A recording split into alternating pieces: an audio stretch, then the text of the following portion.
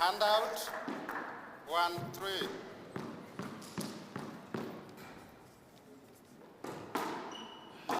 Two, three.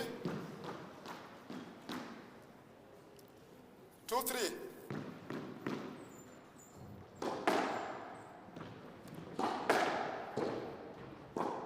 5, 2.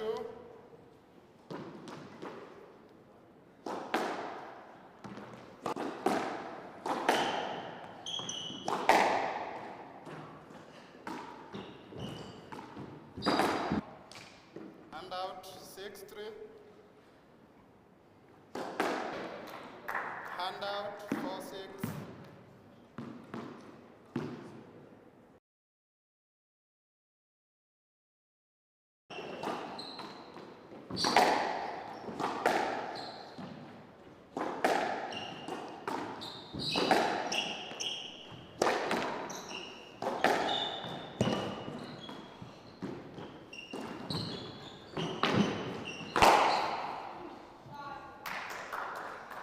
Hand out. 7, 4.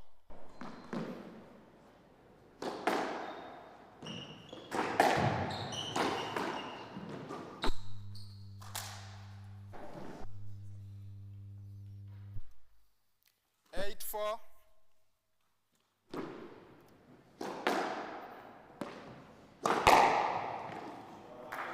Hand out.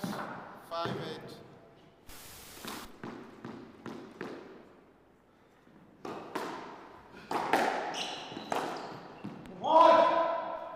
Hand out. 9, 5.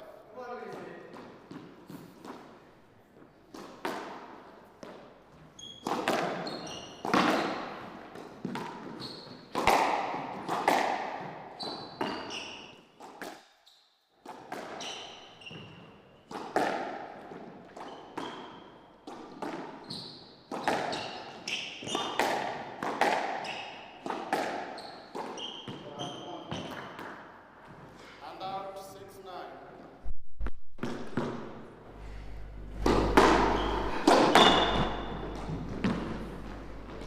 Hand out. 10, 6, tempo.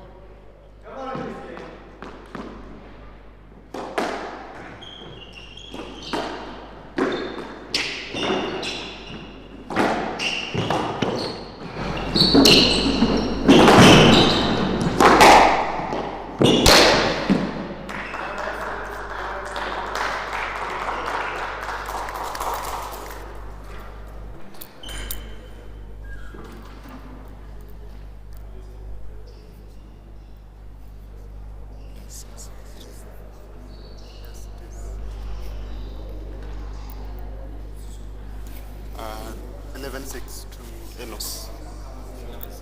Yeah.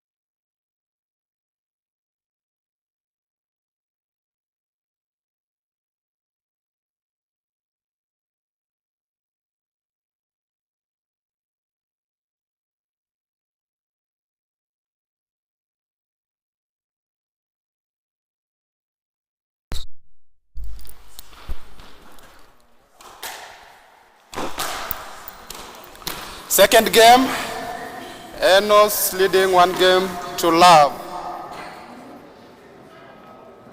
Love all.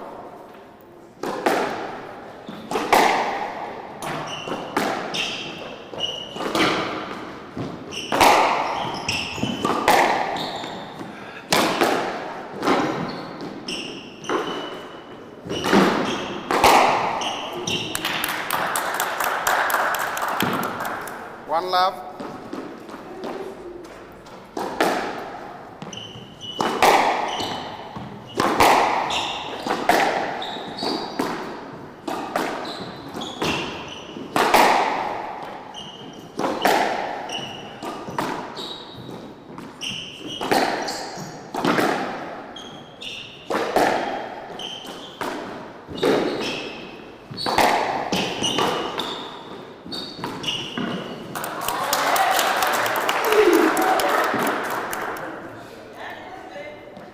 Two love, right side.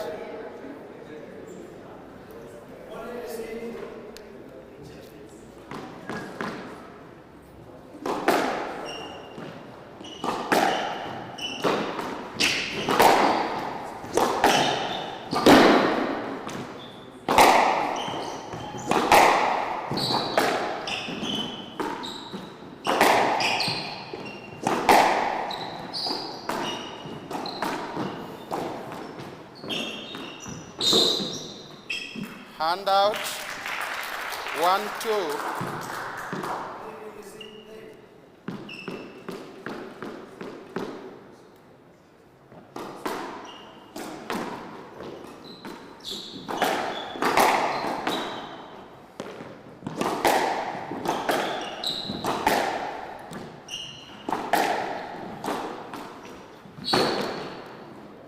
Two all.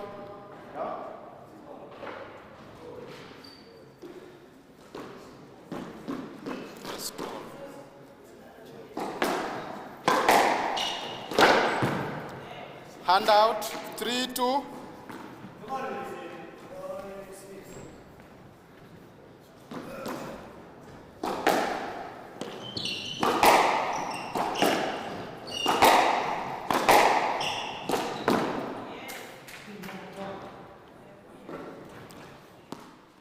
Four, 2.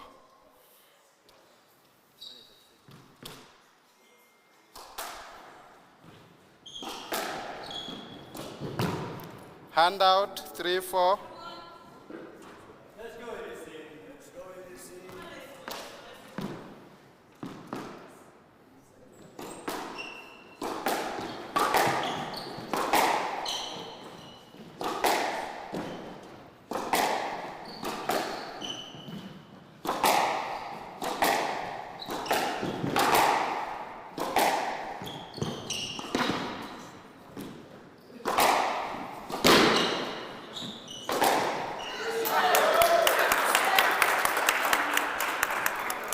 Hand out, 5, 3.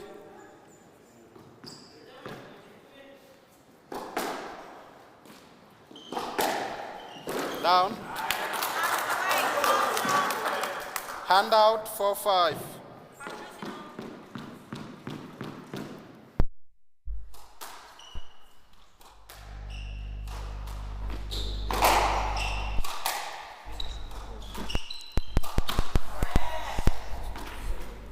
Hand out, 6, 4. Come on, Bob.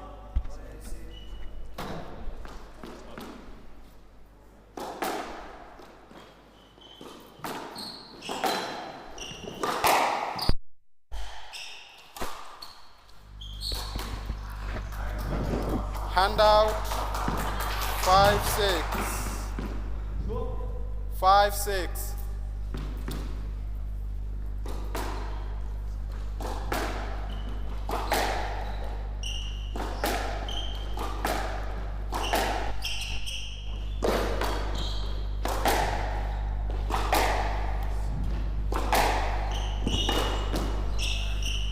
Hand out, 7, 5.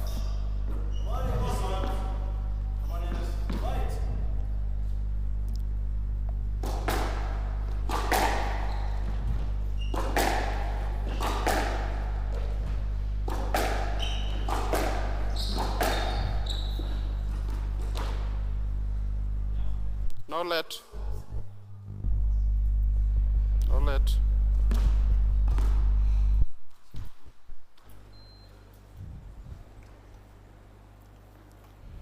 No let. 8, 5.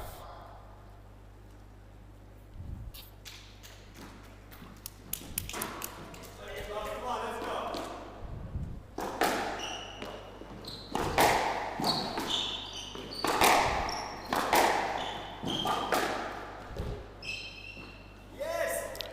Handout 6-8.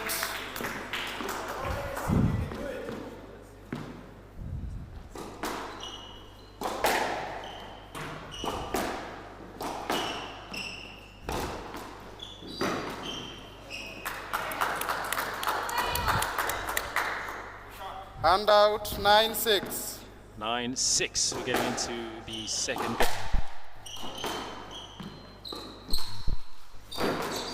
Ilyaseen and Mr. Enos have been playing great squash since he's been here in Tororo.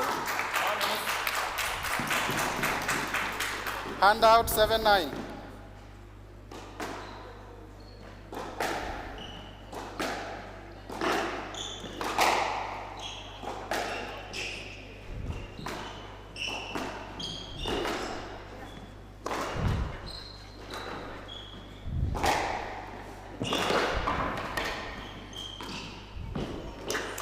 That's the kind of squash that Enos wants to be playing. Good afternoon and welcome. We're in the second game of day 2 at the Uganda Squash Open in Tororo.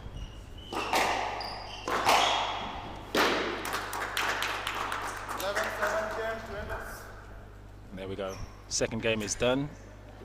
Enos against Ilyaseen Ninji. And welcome to the Squash Open in Tororo. This is the Uganda Open, proudly brought to you by Lactic Sports, the National Council of Sports of Uganda, and of course the Rock Classic Hotel in Tororo. Yesterday we had some interesting qualifiers, and today the competition continues, and this is where we'll be seeing the round 2 participants, and we're getting into the quarterfinals tomorrow, and hopefully the finals by Saturday. The energy has been great here in Tororo, and so far we've had an action-packed day. Yesterday starting fresh off the heels with the qualifiers and getting into the first round, some upsets. However, we'll see some of those performances later on today as some look to do well in the plate division.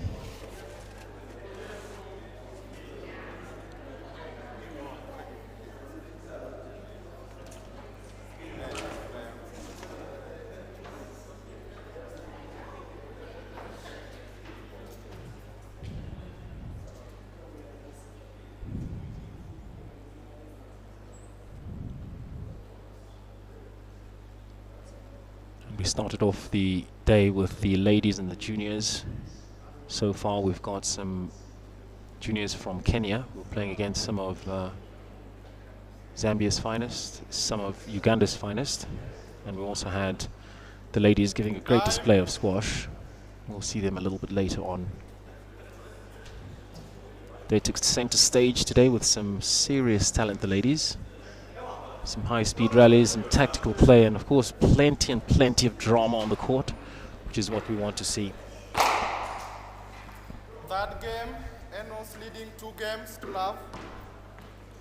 And let's get back to the action. Enos 2 games to love.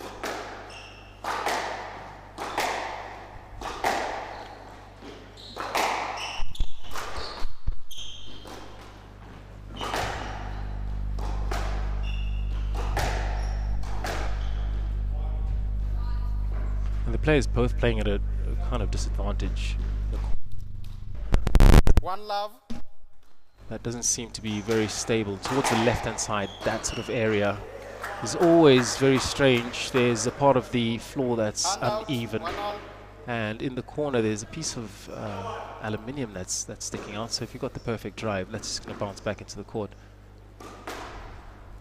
I think both players are aware of that. Sometimes trying to get the nick, you got more chance of hitting the left-hand drive nick than anywhere else in the court. 2-1. Just as we speak of nick, there we go. 2-1 to Ilyaseen in the third.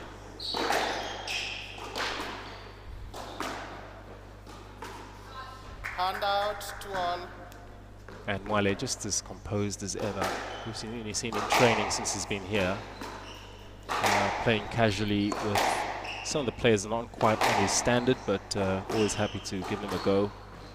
Really getting comfortable with the court, of course, being in Tororo. Most of us for the first time. Some of the players have been saying the tin seems quite high compared to the average. It's taken a few days to get used to it, but looks like they're getting on with it.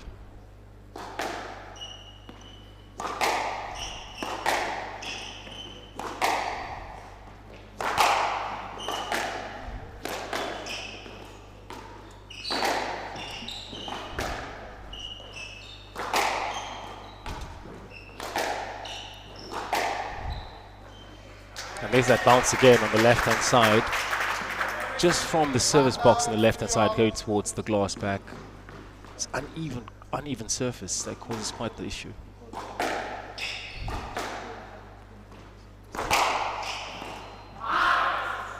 Hand out, 4-3. 4-3. Now Ilyaseen's family is here.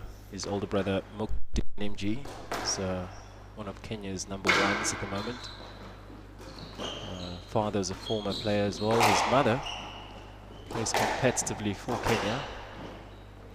Semi-retired, I think. Either way, talented player, and they'll all be watching the youngest of the family now at 4-all in the third, looking to make his way back. It's 2-love to Enos Male.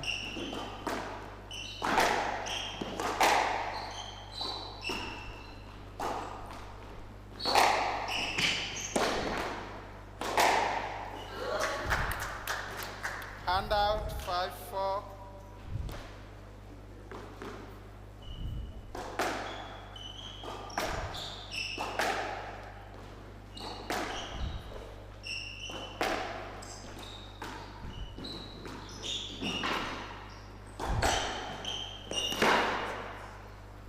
Six, 4.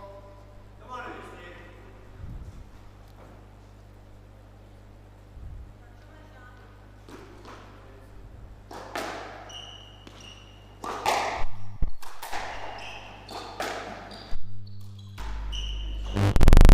Seven, 4.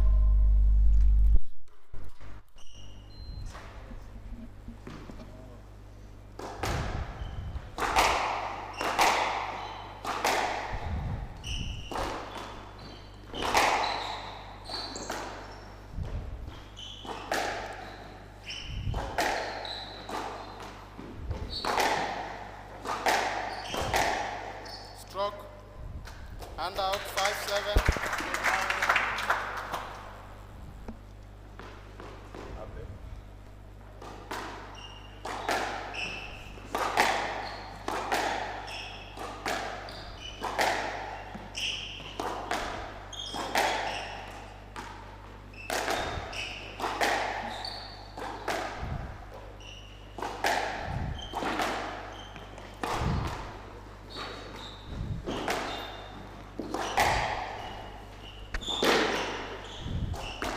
Oh, good finish by Enos. Hand out, 8-5. And I think experience comes into play here. Playing against the youngster, just turned 18 years old, 8-5. young Nimji. And just composed from Enos Mwale. It's now 8-5 in the third.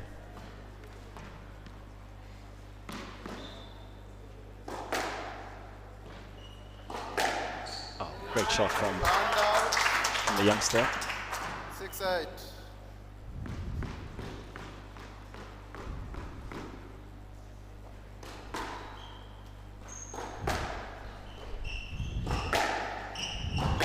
There's that dreaded back wall on the left. The floor is uneven. There's aluminium jutting out. Anything can happen in that corner.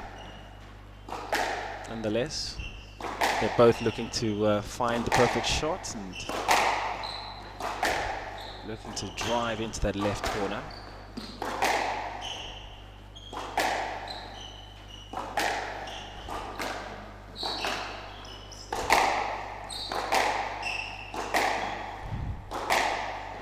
There's that neck from Enos. Hand out, 9-6. Come on, boss.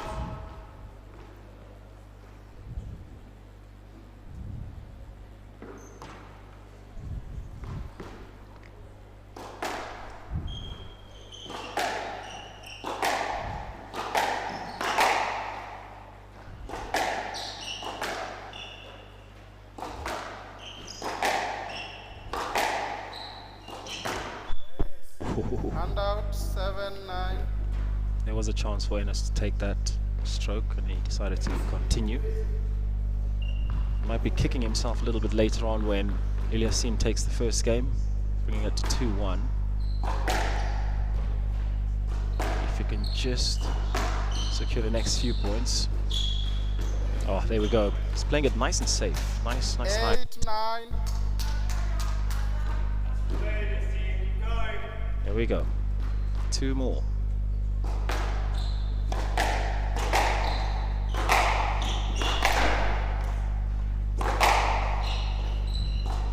Oh, and a 10. Handout. 10-8.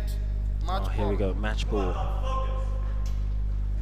10-8 match ball for Enos.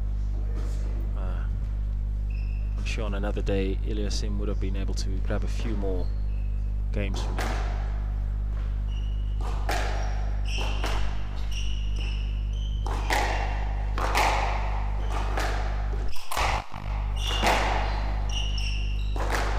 And that's it. That's it. 11-8. Game and match to Enos. There we go. We'll be following Enos' journey as he gets through from the first round to the second. Tomorrow will be the start of the quarterfinals. We end on Saturday, the 22nd of February. We'll have an Egyptian talent, we have an Indian talent, we have Kenya's #1, and now we'll see Stephen Oyaya taking on an invitational player from India. And Ravi Dixit will be showing us his skills. Ravi is an experienced player, as a coach in India, former PSA player, highest ranking of 116.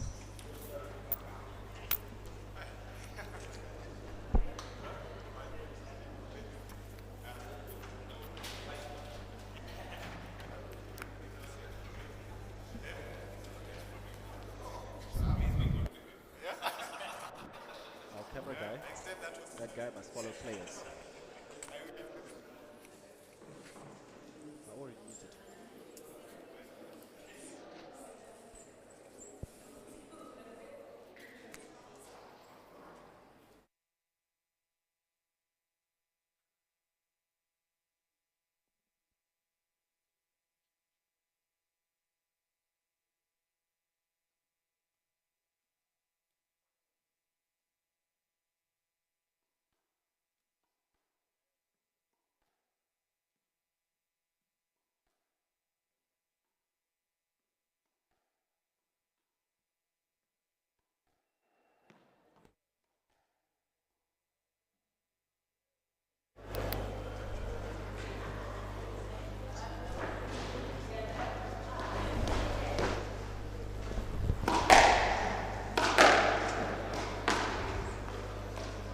And now Stephen Oyaya, who's a coach in Kenya, has made his way down to Uganda, Tororo, always part of the squash community, and tournaments are one of those things that you need to get involved in if you can inspire the youngsters to keep playing and also improve your own game.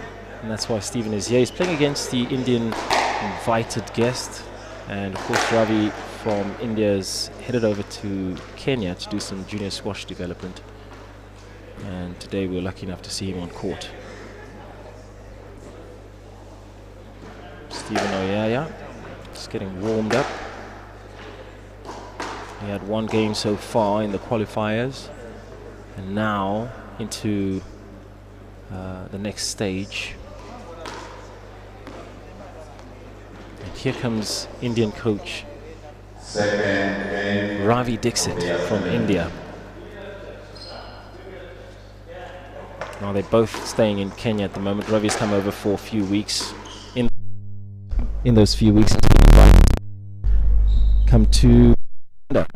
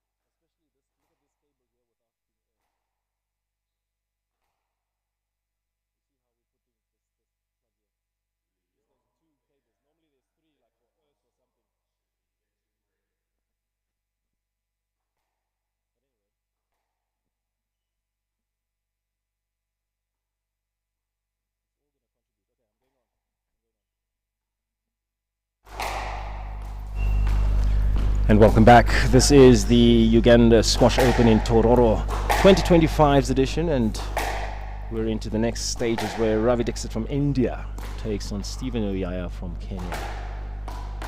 It's been a great experience so far in Tororo. Of course, the Rock Classic Hotel team have been very open to making sure service is number one and everybody's comfortable. Right now, the ladies, after their matches this morning, are poolside.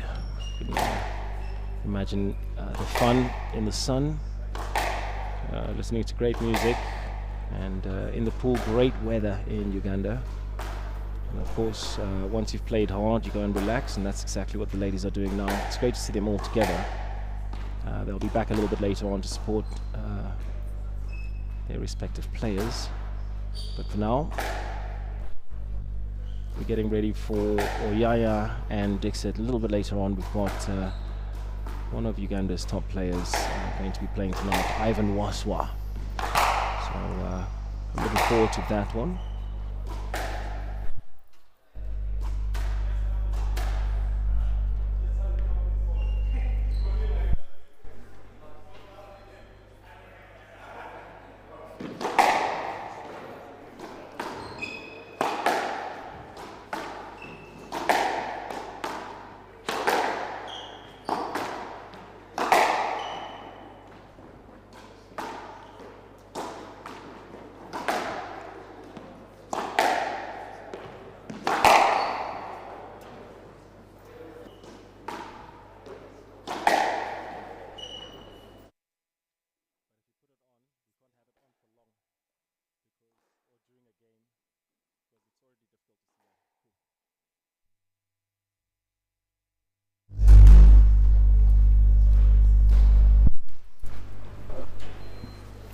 Spin.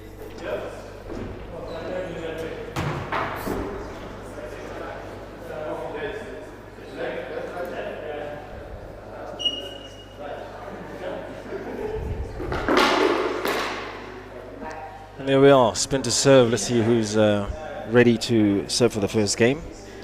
Looks like it's Ravi. Quickly popping out of the court before we get started. Best of 5. Stephen Oyaya has been playing for quite some time. Ravi, of course, a former PSA player with a PSA ranking, just falling under the top 150 in the world, which means he has a broad experience of the game of squash. And his purpose really in Kenya is to inspire juniors and train coaches and see what he can contribute to the game of squash for developing players. Ravi Dixit won the toss and getting ready to serve. Okay. This is a second game. Main draw. Ravi won the toss. It's a game between Ravi Hintia and Oyaya Kenya. Take care of yourself, take care of each other in the court. It's best of 5. Lavo. Lavo. And there we have it. Kenya against India. One love. I think they both don't know if it's up or not. There we go. Stephen Oyaya to serve. 1-0. And that corner, that dreaded corner, surely we can't have a final on this court. 1 each. So of course quite a few upsets, but both players understand that they're both disadvantaged, and once you get into that corner, it's just a matter of getting yourself ready to react. And there we go. 2-1. 2-1 to Ravi Dixit.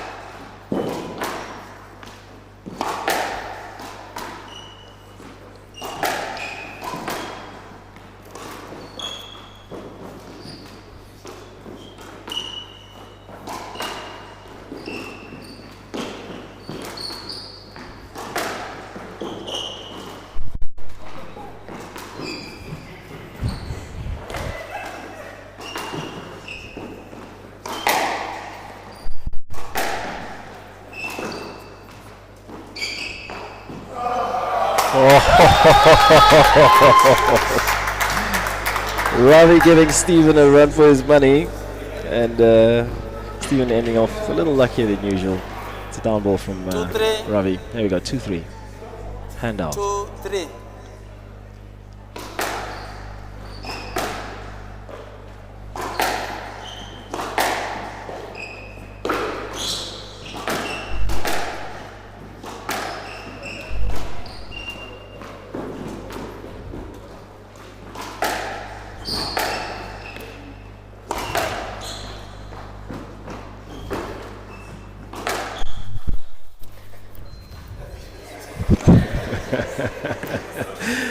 Expression says it all.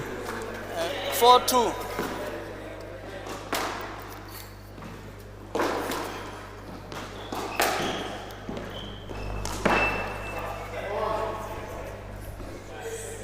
Five, 2.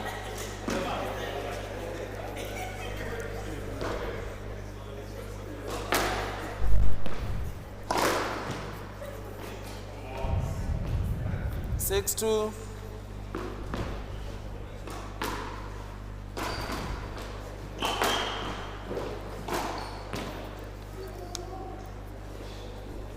Seven, 2.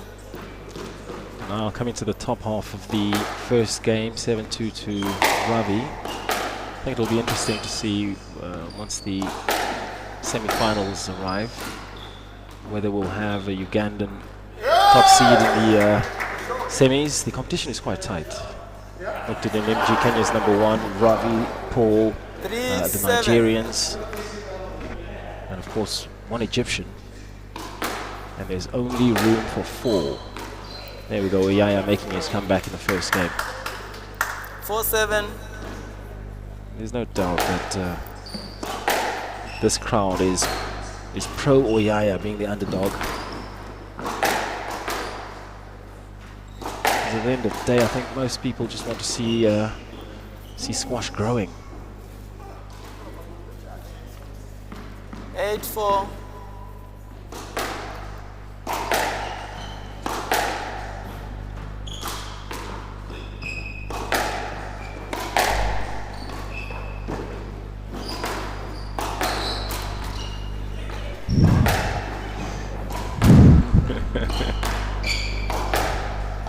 Good recovery from Stephen. Sending it to the back, that dreaded left corner. Can he fetch it? Yeah. Oh! 9-4 in the first, and Stephen's already feeling worse for wear.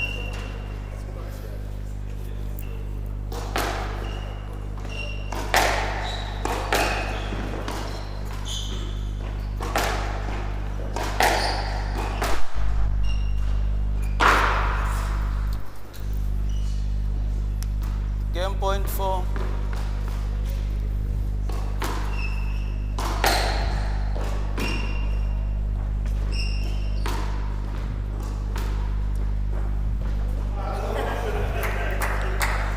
Game to Ravi.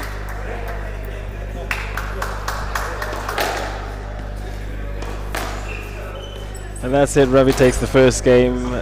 Audience loving Stephen's effort. It's best of 5. We'll be back.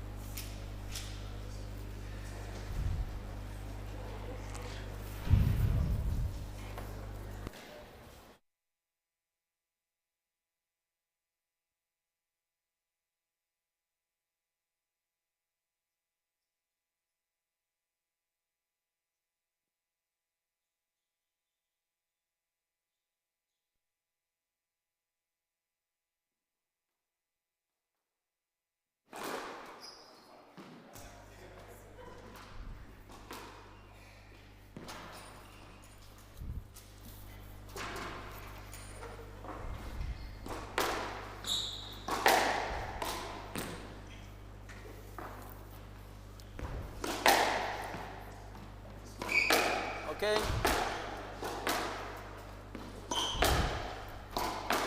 Time. Games are 1 love to Ravi. Lavo.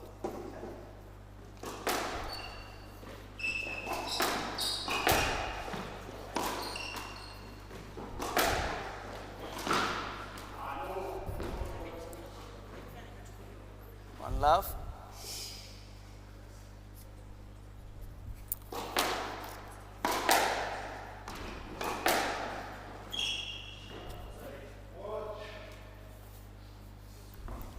To love.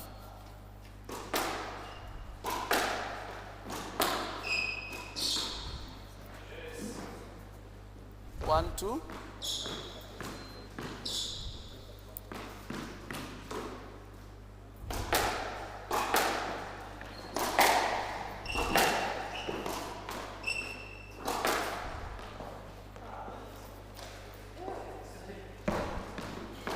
Three, one.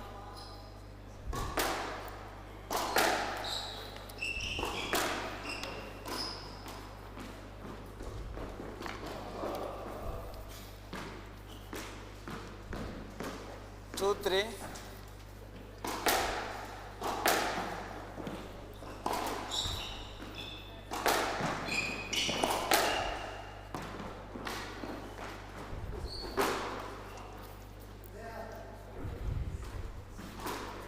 Four, two.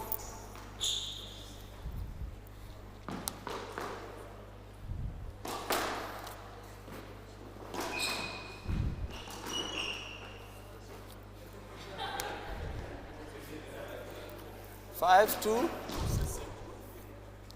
5, 2.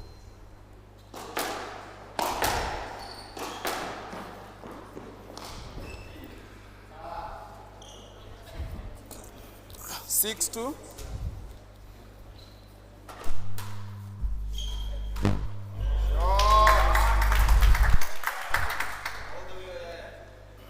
Three, 6.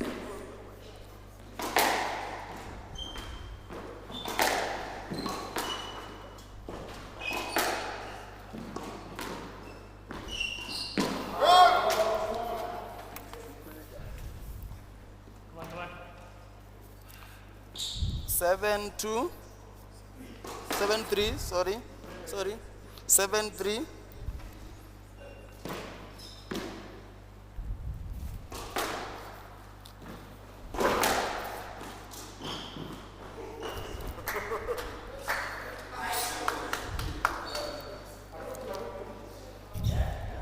Eight, 3.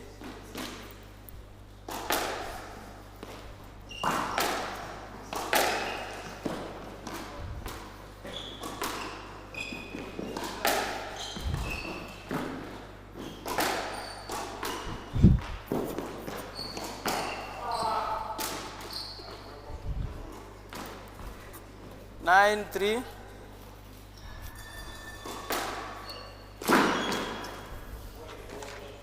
10, 3.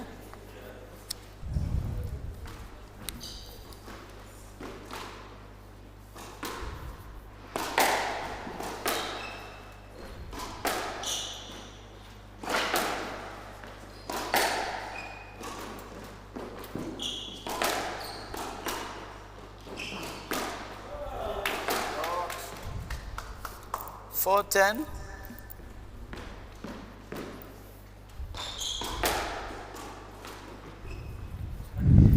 Left to Ravi. There we go.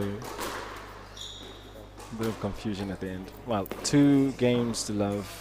Ravi Dixit leads, coming to the final game. After this, we've got Ivan Mushwa from Uganda, who's looking to make his mark. He's always been trailing behind Paul Kudumo. And Ivan, again, one of those always willing to share his skills and knowledge to players that aren't really at their peak in their game. He shared a few words with the youngster Vivan Sagar, who's only 14 and doing so well. Soon he'll be heading over to India.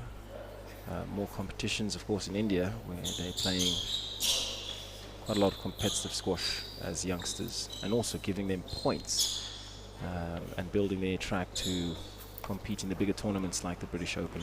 It's always good to have access to countries like India. And having spoken to him recently, he says he's got plans to visit Egypt. I want to visit Egypt, being a country that's very strong when it comes to promoting squash. Perhaps he could find a coach or join a tournament or have a few sessions while you're out there? I may not be very exact. Yeah. The app is exact. Time.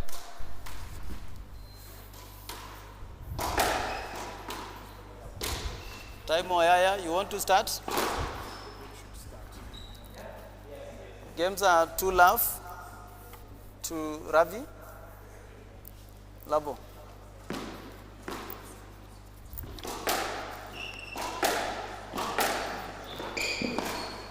And the referee now is Joseph Munyasia, who's the captain at a club in Kenya, Parkland Squash Club.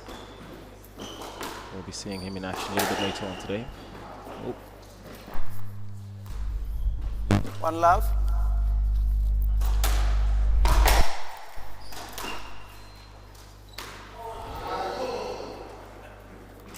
Two love.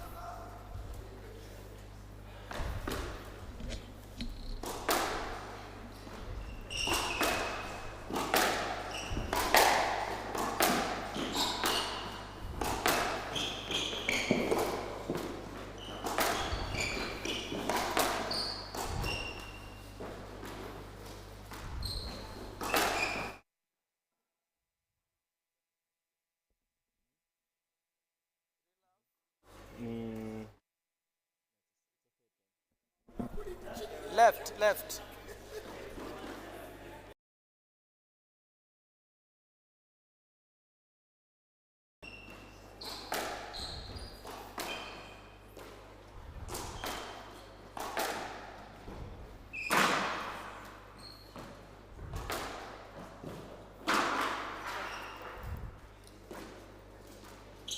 For love.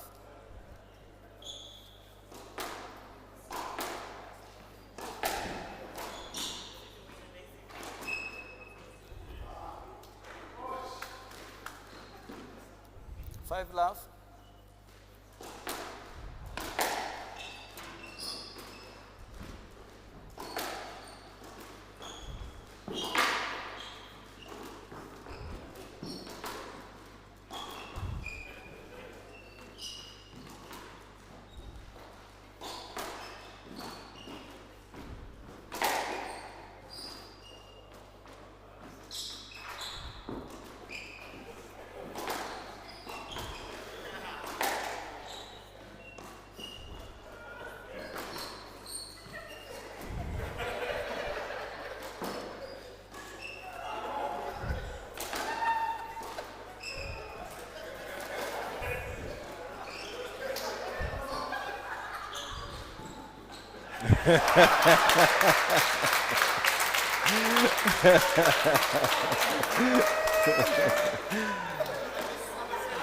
Great effort from Steven. He can't take it anymore. There's so many shots, too many chances for him to make a break. Even he acknowledges that, man, they got to give me a break. I can't keep running. Crowd love it. Here we go. Ravi to serve. Okay, Garali. 6 love. Love.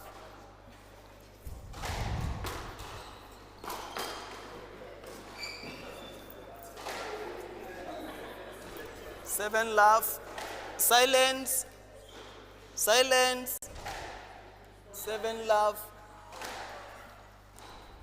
7 love.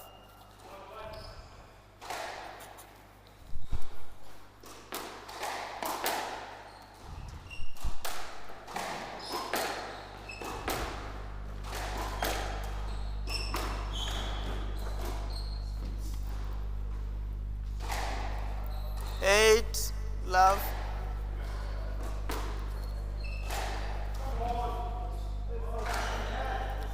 9 love.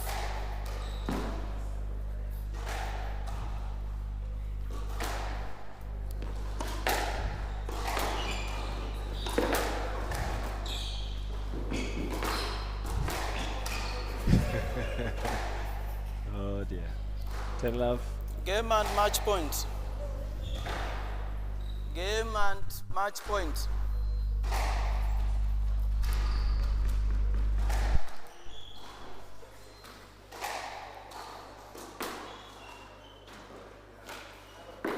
And that's it for Stephen. Ravi's been a complete gentleman. Gave him a bit of a run around.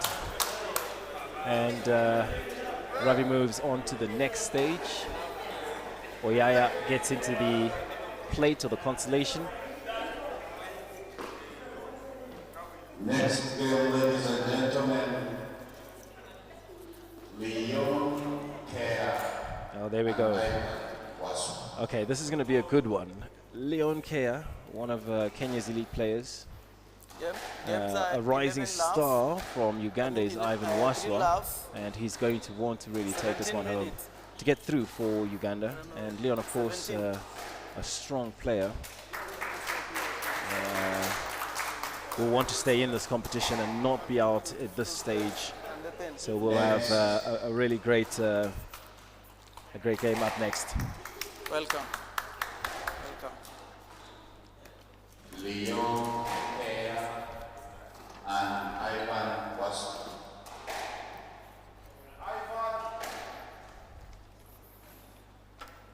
I think we should.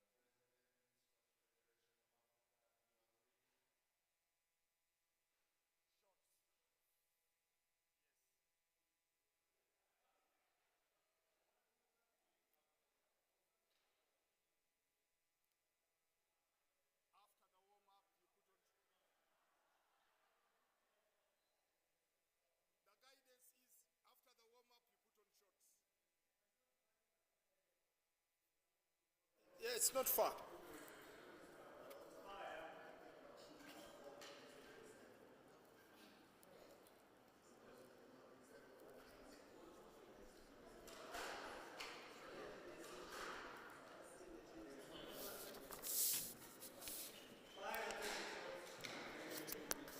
Okay.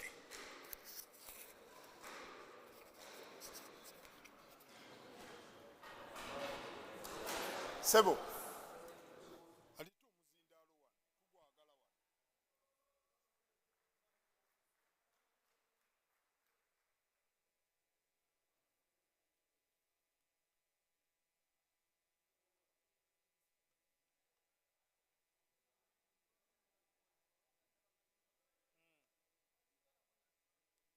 Babaza nyani? Yeah, but proper.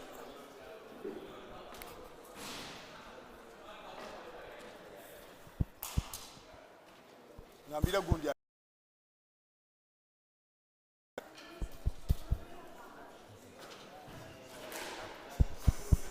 Check mic. Muzindalo jagule tawali. Tugenda kuma.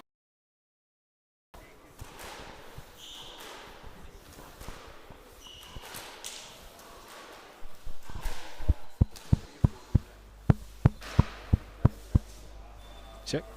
Mic check 1 2. Yeah.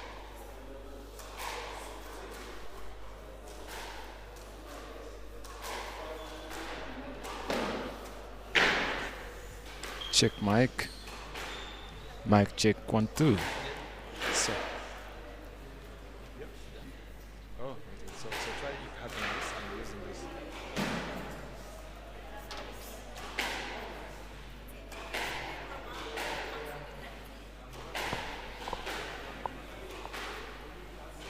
It's tuned already. First try.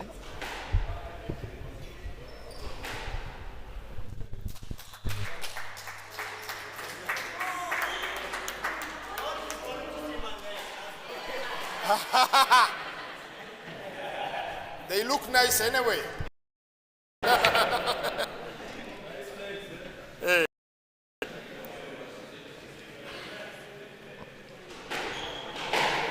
And Leon Kerr, there was just a bit of commotion earlier on to make sure that he's appropriately dressed. Tournament director says no tracksuit pants and shorts only permitted. So we'll just wait for the opponent Leon Kerr to arrive. Oh, it looks like Muqtadir is not playing against Leon Kerr, he's playing against Marwa. And once the quarter has been sorted, we'll go into the next match of round 2.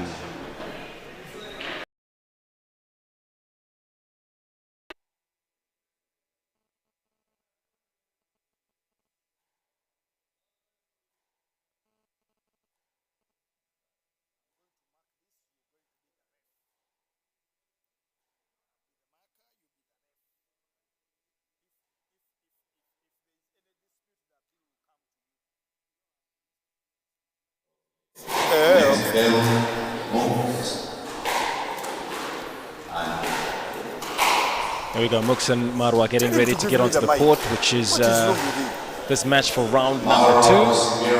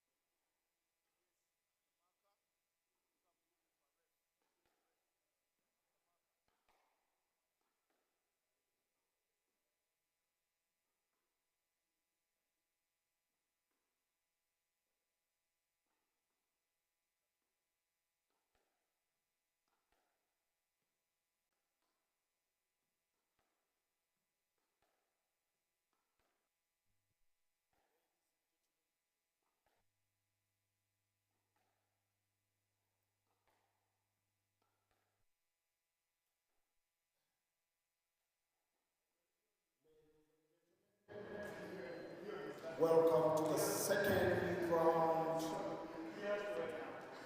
competition. In the courts we have Mooks,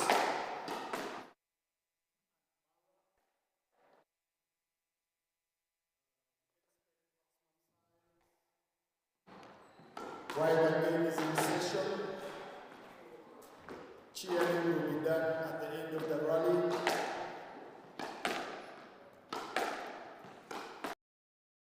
It's not advisable to walk in front of the court where a rally is going on.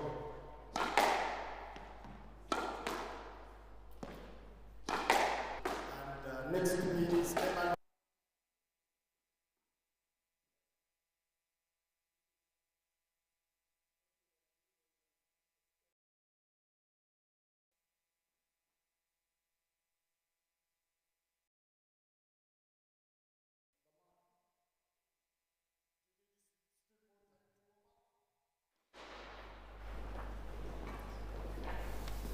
Ladies and gentlemen, in the courts we have Mr. Mara and Mr. Mooks. It's a best of 5 games.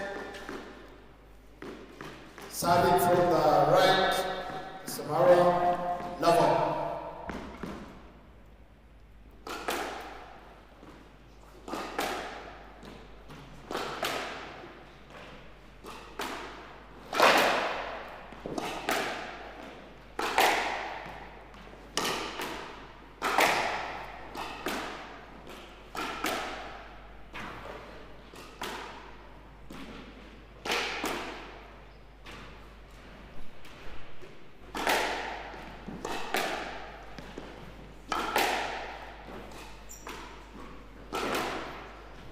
Out of court, and at 1 off.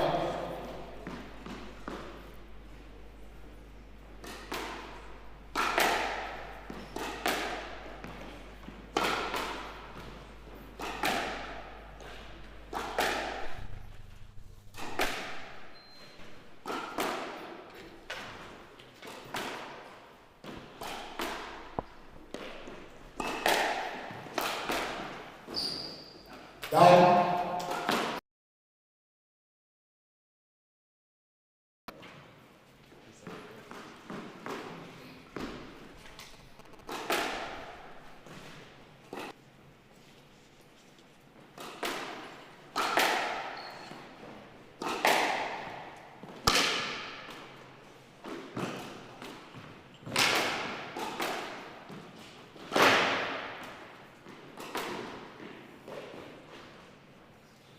Three one.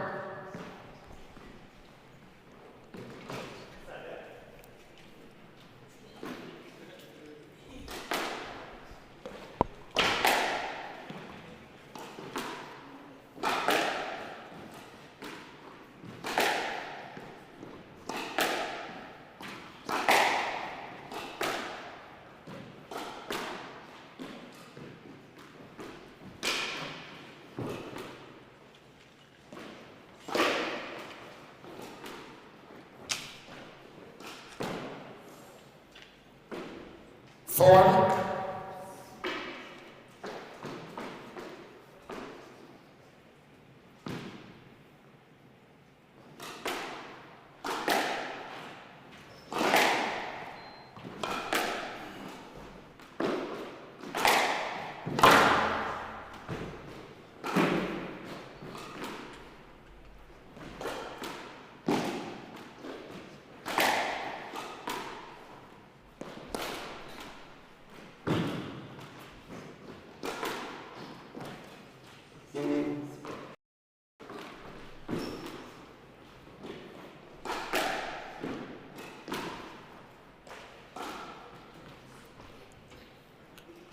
Five one. From the right.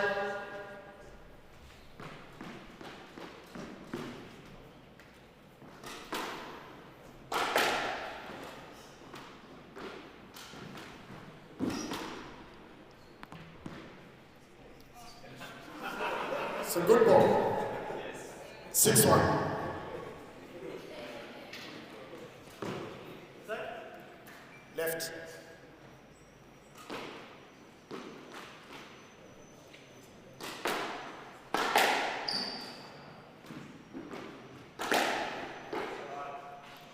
Handout 2-6.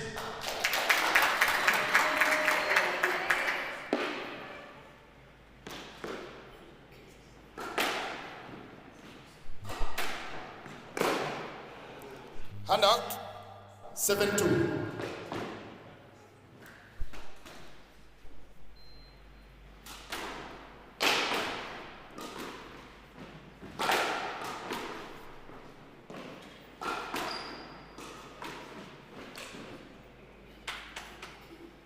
Eight, two.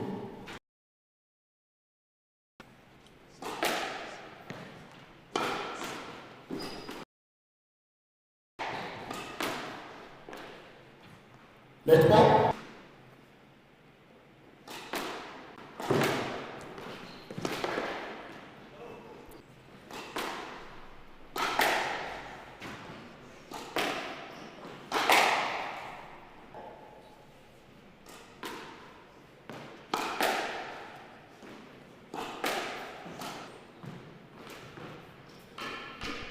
Eleven, two.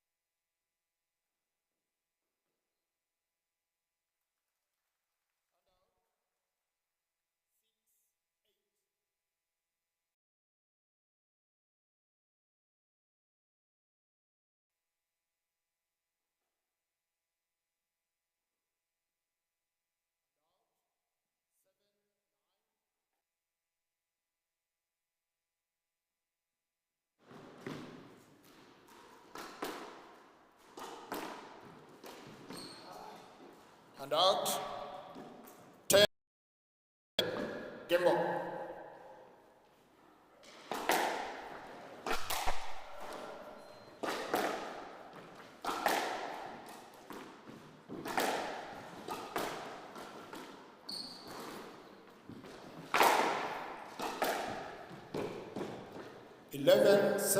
Second game. Out.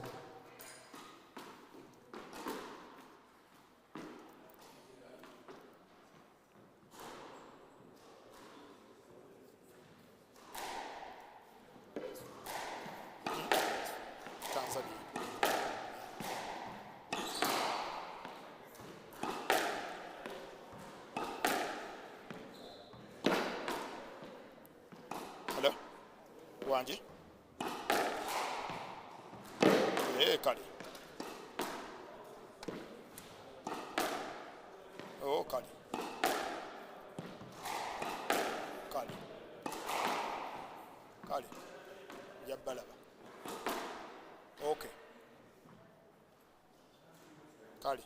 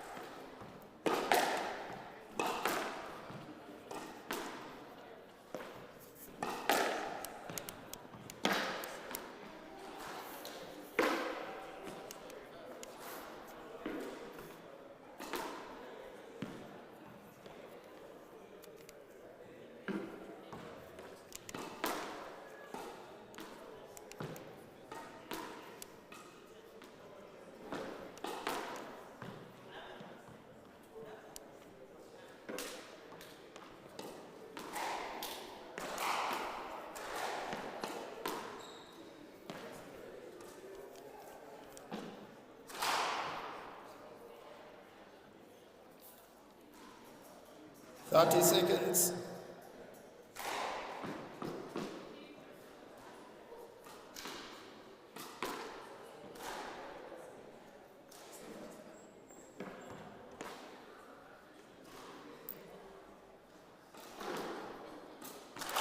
You still have 30 seconds.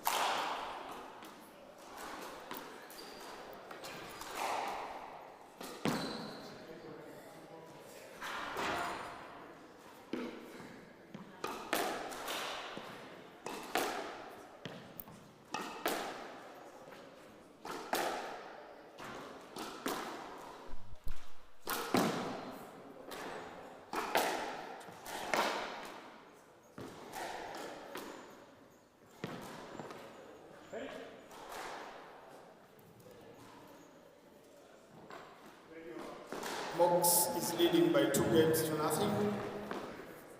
Third game, level.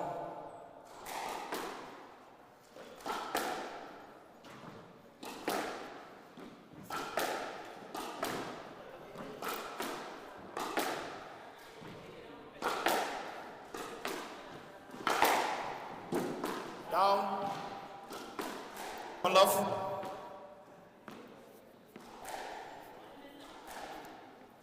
Gallery, silence, please. Silence, please. Ludia, silence. Time, sorry, Tororo. Leland. One love.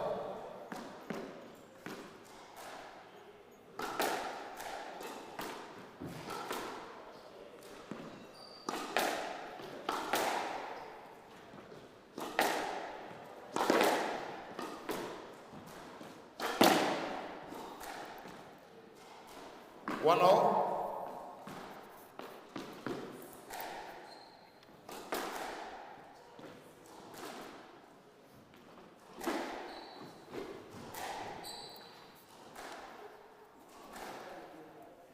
Two one.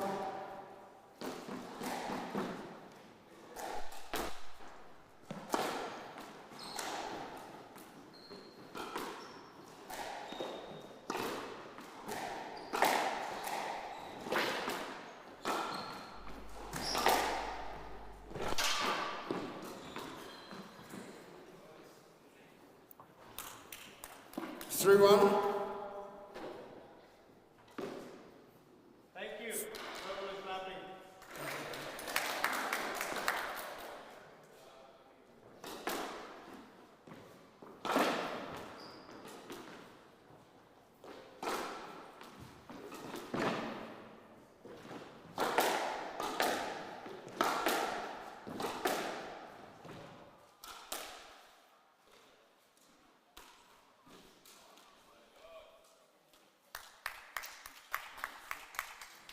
For 1.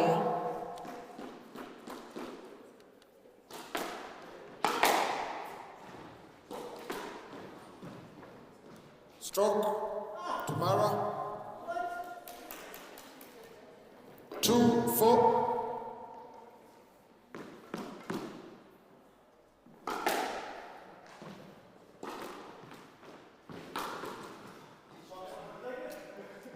Three, 4.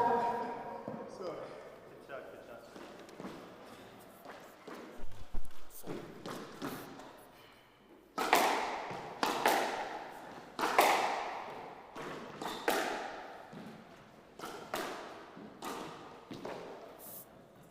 4 each.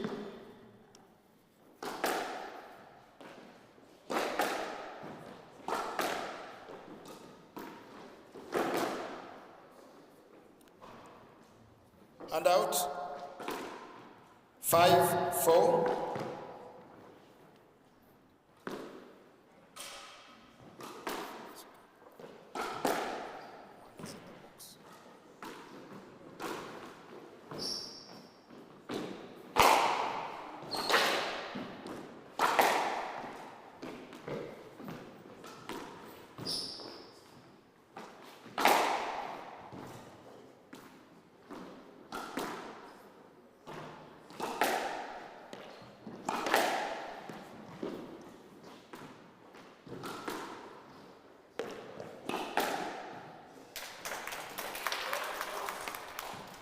Six, 4.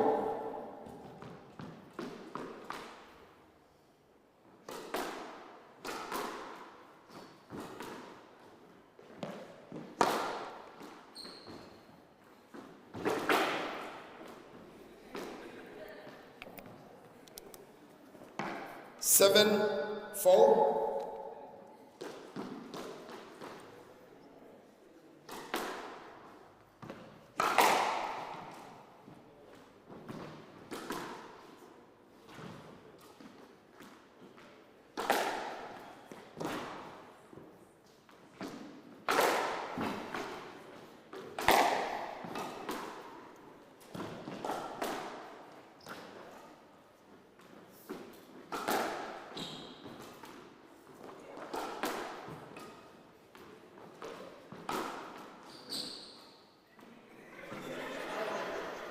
Eight, 4.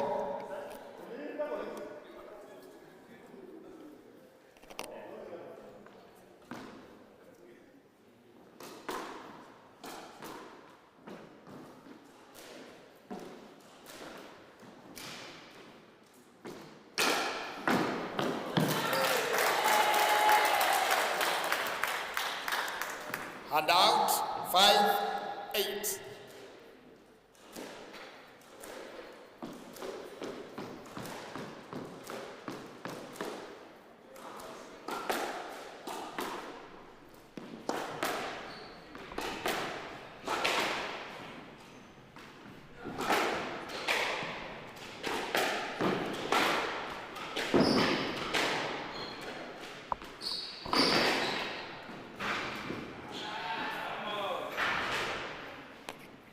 Nine, 5. Okay, we're getting to the tail end of this third game. 2 games to love so far for Muqtadir. The next matchup is Ivan Waswa taking on Leon Kea from Kenya.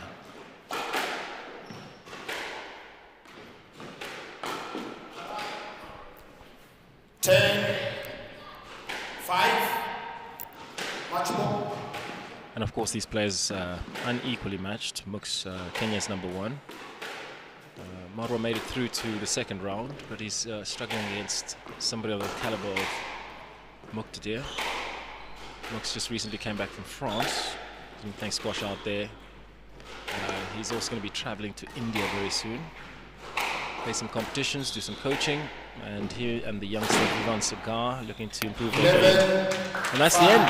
3 games to love for Muktadir. 2 points. Game score is 11-2, 11-7, 11-5. And there we have it. The second game of round 2. Up next, we have a clash with Leon Kea. And Leon's been playing some fantastic squash. He's been coaching some kids in Naivasha and has really committed his time and efforts to restoring squash courts, teaching the youngsters the game of squash, and really running these programs for developing squash across Kenya. So he's one of those to look out for. He himself has been working hard, played in the Kenya Open, now at the Uganda Open. And some pictures being taken for this last game. There's Muktadir Nimji, starting his PSA journey very soon. He's coming from a squash family. His mom plays squash, his brother, his dad. And his dad's got great stories of squash in Kenya from the 80s and 90s. But fully committed to the sport, which is great to see. And there you see Ravi Dixit, the Indian player. And that's Huxley in the fluorescent top, all that green. Playing squash in Nairobi Club, joined by, sitting next to Brian Mwere. And some of the ladies in the middle with headphones. A visitor to Uganda, followed by that back row, Kenyans and Ugandans mixing together. There's a conversation with our recent player Mware. And now Leon Kea is on the court taking on Ivan, who is just outside getting himself mentally prepared. Ivan really wants to take a win on this one. It's going to be an uphill battle for him. Leon is a strong player, however, Ivan has been working for quite some time, playing a lot of competition, spending a lot of time on the courts. And being from Uganda, he's got access to Uganda's #1, where they play at Kampala Club. And really trying to up their game. And when you have competition in East Africa, you have the usual suspects: Kenya, Uganda, Tanzania, all coming together, with a few invited guests and some that are willing to travel. The Nigerians always up for it. This time round, Gabriel, who's Nigeria's #1, couldn't make it. However, they have sent Femi, who we'll see in action a little bit later on.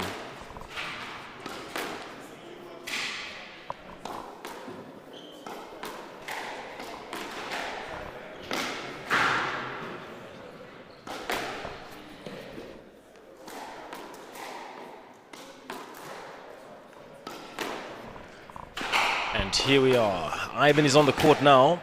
He was on the court earlier and he had to postpone because we couldn't get hold of Leon. Leon is now back. We had to push the Muktadir and Marwa game forward. And there were some cries of walkover, in the spirit of squash. We've decided to move the game forward. The tournament director said it's okay. Now, if you know Leon Kea, you will know that his game is very structured, very controlled. And if you have been following Ivan's game, Ivan is also one of those that really wants to pick up every ball. He's a flexible player, strategic player, and you'll see that he likes to keep the ball as tight as possible. He likes to work at the front. He's not afraid to work at the front. A lot of drop shots, a lot of cross-court drops. So this should be an interesting game. Leon, a little older than Ivan. And with older, I mean, he comes with a wealth of experience.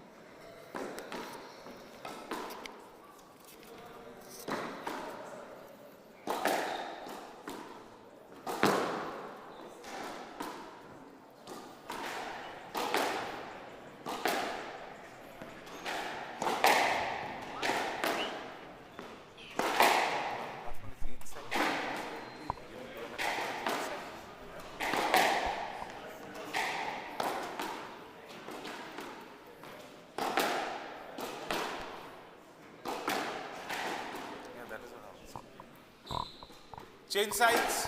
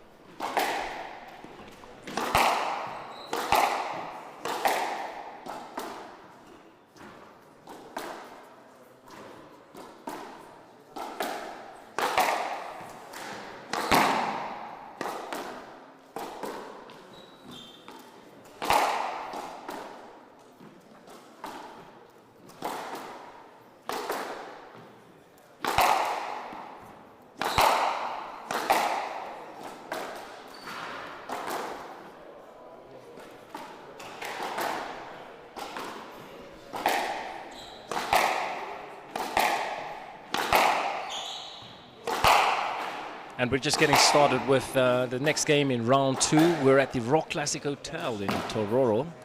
And a great drive up from Nairobi, going past Kisumu, the beautiful town of Kisumu, all the way up to Busia and crossing over into Uganda. And just an hour drive, less than an hour drive from the border is where you'd find us. The next tournament takes us to Kampala for the All Africa Championships in November. And this, of course, for the Ugandans being a build-up. They said that this year they want to show real Ugandan hospitality, and we can't wait for that. Leon Kea in the white, and in black, Ivan Waswa. Leon really needs to get through to the next round. With the competitions that he's been playing, we haven't seen much of Leon getting past the quarterfinals. The players are just too good, and usually falls out the quarterfinals. This is round 2 before we get to the quarters. Ivan really wants to get through. He's on home turf. And there it is. Decisions being made. Best of luck to both players. Ivan to serve.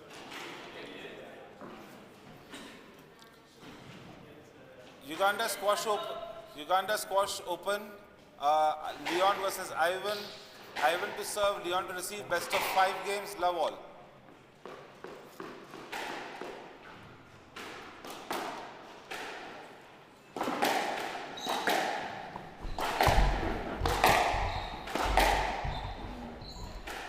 And out, 1 love.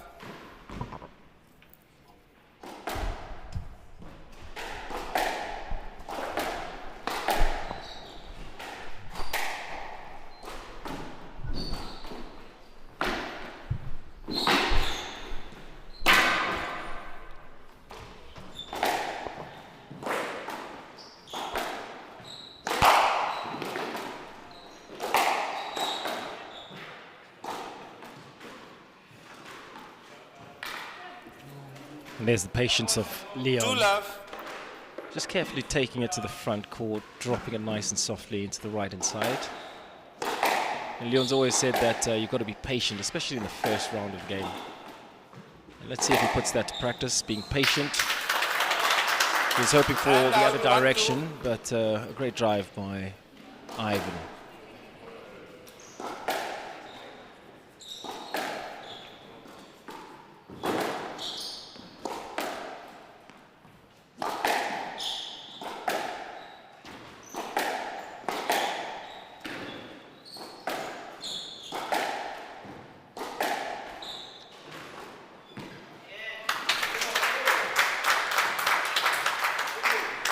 All.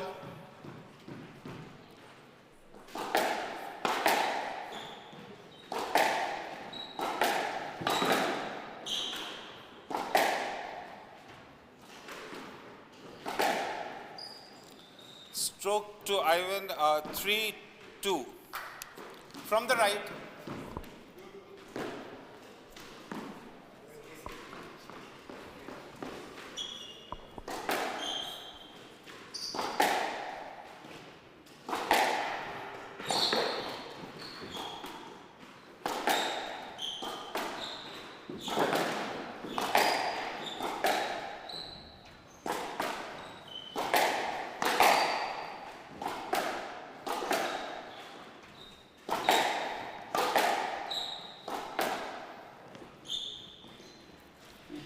And out, 3 all. Ivan's not going to be happy about that. He was right there, just a little stretch further.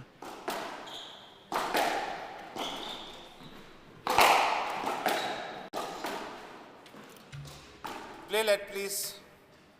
Let ball. And Leon 3 does all. talk about a game that's a combination of safety and attacking shots. And, looks like he's going to put it into play. He says if you're going to send it to the front, let him work for it and let him fetch those balls and wear him down ever so slowly, and not really getting the basics of that length game. But if you are going to play it short, let him work for it. Let's see if he puts that into play. So far, 1 drop in this rally. Good recovery for Leon. And they're starting to move now.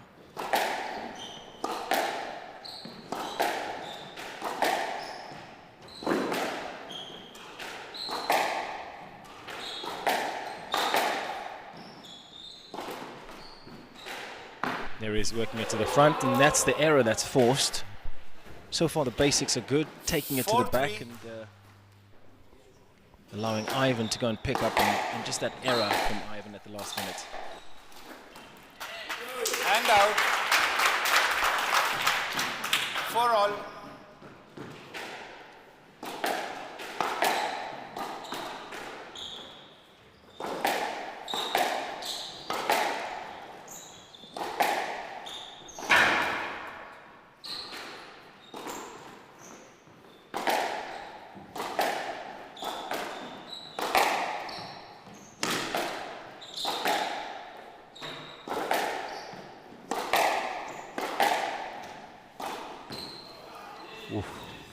And out, 5-4. Unfortunate from Ivan. Great rally. Now 5-4 for Leon. Does he have the stamina to continue this pace of play with the youngster Ivan? Well, we'll see towards the tail end of the first game.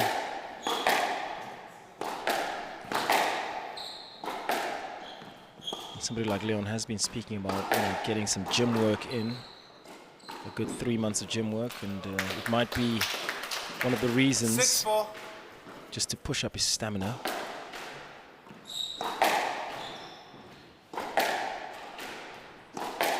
And the difference in these two, when it's tournament time, Ivan spends a lot of the time on the courts, whether it's training, having a knock around with other players. And out, Whereas 5-6. Leon, you'll find he's come to the tournament, so he's getting into his zone and preparing for the matches. Quite a different approach from both players. But when it comes to the fundamentals, they both want an attacking game, just like what Ivan did. 6 all. Front left, straight drop. And I think Leon could have got it. He gave up too early. Now, back to basics for Leon. And now the confidence creeping out of Ivan. 7-6. It's only 7-6 in the first.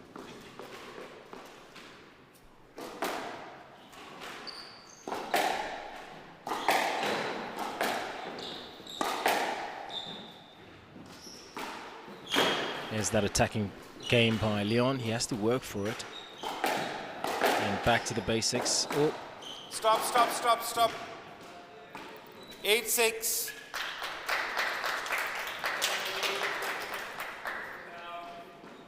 That's misjudged by Leon. Double bounce. And now back to it, 8-6. We're getting into the tail end.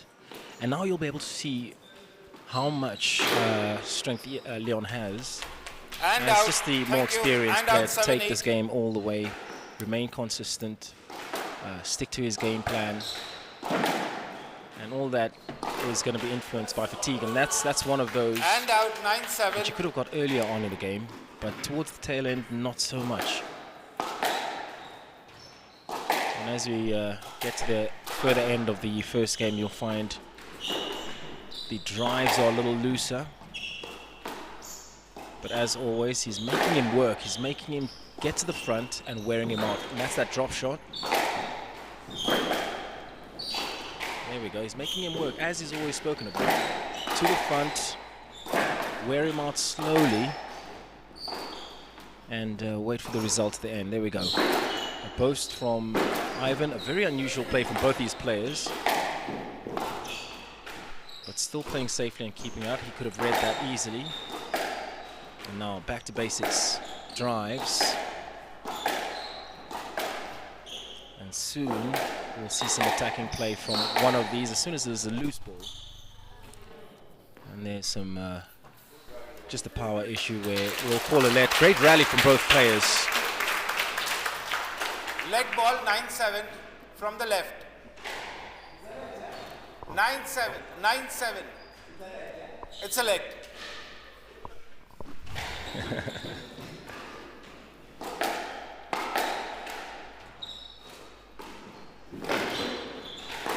of course, he will play that ball short. He knows he's straight off the back from quite an intense rally. Game ball. And now it's game ball.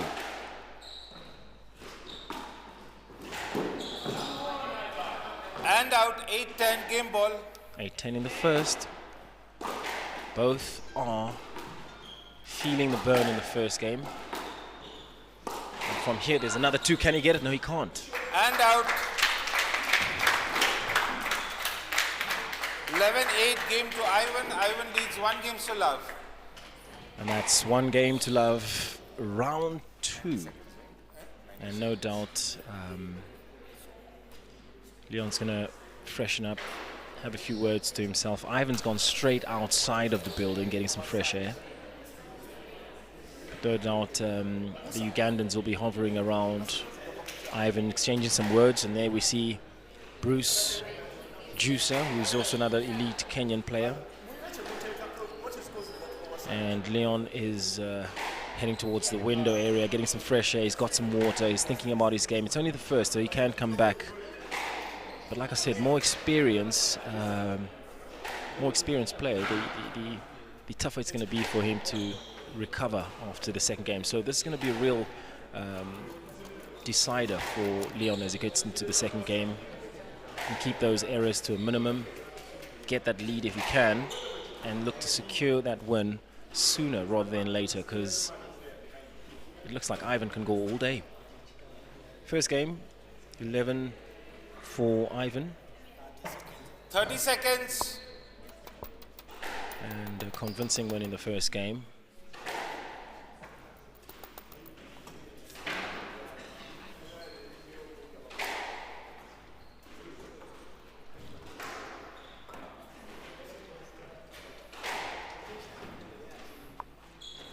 And once these round 2 matches are concluded, we get into the quarterfinals on Wednesday, Thursday. The players have some time off where they're going to experience what Tororo, Uganda has to offer.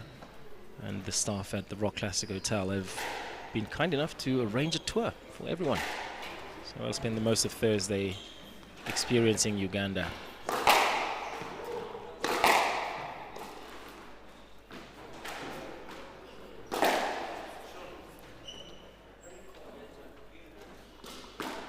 Ivan leads 1 game to love. Ivan to serve, Leon to receive, and love all. And the match official this time is Chandrish Sagar, whose son Vivan Sagar has done exceptionally well. He's just 14 years old, also competing in the tournament, juniors and the seniors, and will be heading over to Egypt very soon for some coaching and training.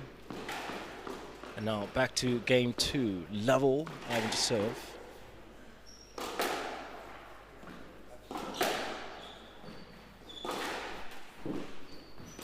Spot a loose post and returned loose again. Playing a safety. He's going to peel that. There we go, Ivan. 1 love. And out 1 love. Has honestly admitted, thank you very much, Ivan, says Leon.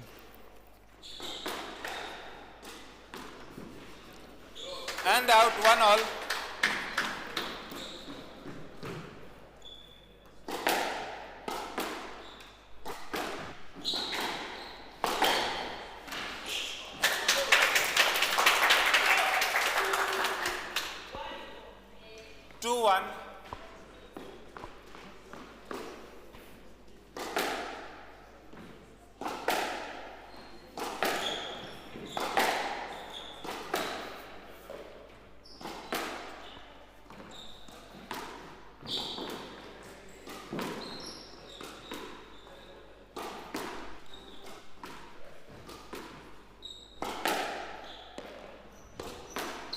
And that's the safety that Leon is always talking about, where those drop shots are certain to be in, the lobs. He's trying to get them to the back, and he's not really looking for a game of errors here. He's looking for Ivan to bring on those errors. And that looks short. And so it is. Ball's down. A very structured approach from Leon. Driving it to the back, playing it safe, and those drop shots must be up. Except now at the end, that last one was unsuccessful. But it looks like he's still sticking to his plan. He always talks about the same. If there's anything to the front, they have to work for it, and it'll wear off your opponent ever so slowly. But now accuracy becoming an issue, and decision making. Let's see if we'll get the best of Leon. That's that work for it shot. That looked okay.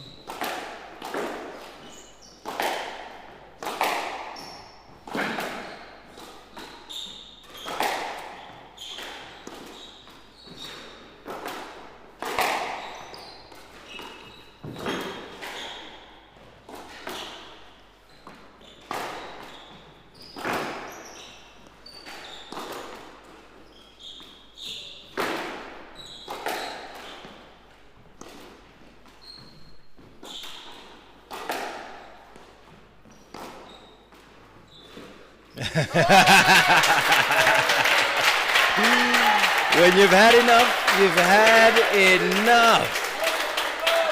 I think this is the moment where Leon breaks. This is the moment. He's been trying to contain it for most of the first half, or the first game. In the second game, halfway, 4 points to 1. And now the chinks in the armor have started to expose themselves. Ivan going in for the kill now. 5-1.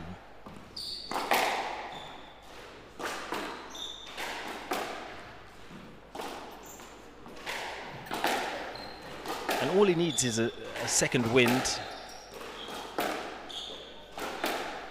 His legs are struggling at the moment. I mean, he has got a wealth of experience, and that's what happens when you get a little tired midway through the second game. It's going to be a long day for Leon. Long day at the office, only the second game, and already he is feeling the burn. He says that somebody like Ivan he could take on. And out to 6. And it's just a fitness game at the moment. But more than that, it's all that's what's in his head at the moment. Stroke ball, 3-6. There you go, being animated while asking for lead. He gets the stroke.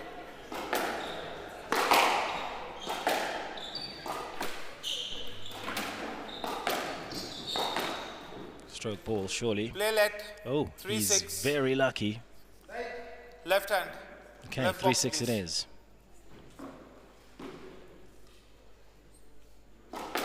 And he gets the moment to catch his breath. I think one of the strengths that we're seeing coming out of this game is those cross courts are very deep from Leon and played from almost any position. A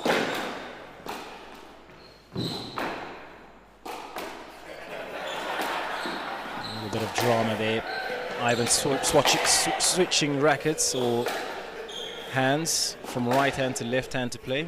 I think the confidence is beaming now. He knows that he's got him where he wants him.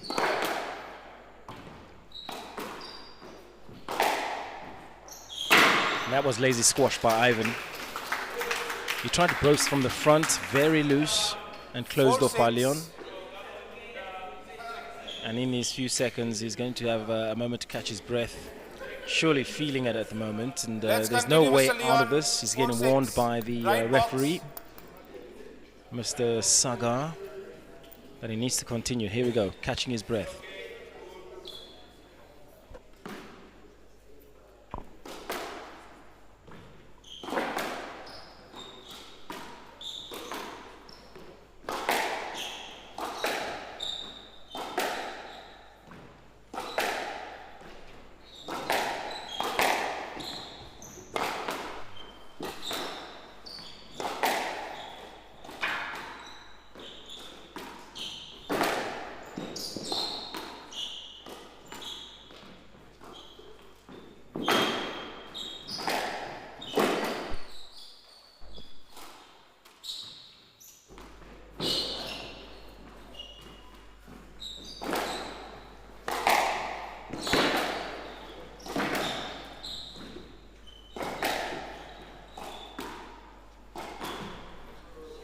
And there's the fatigue And showing. out, 7-4. A decision to take the ball to the front, not successful this time around, and still leaning on that, the good old shoulder lean onto the racket. 7-4. It's only 7-4.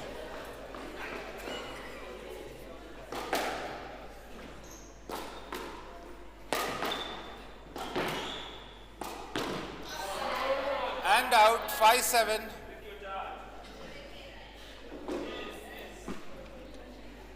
And that's 5-7. Leon almost falling over. Somebody saying, take your time. Of course, time is against him. That won't happen. Let's continue, please. 5-7. Ivan signaling to the referee that he's 5-7. wasting time, surely.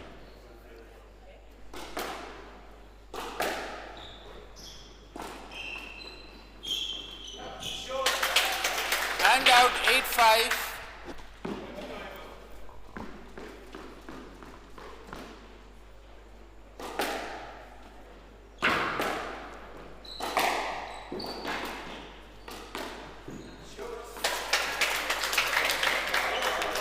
Nine-5.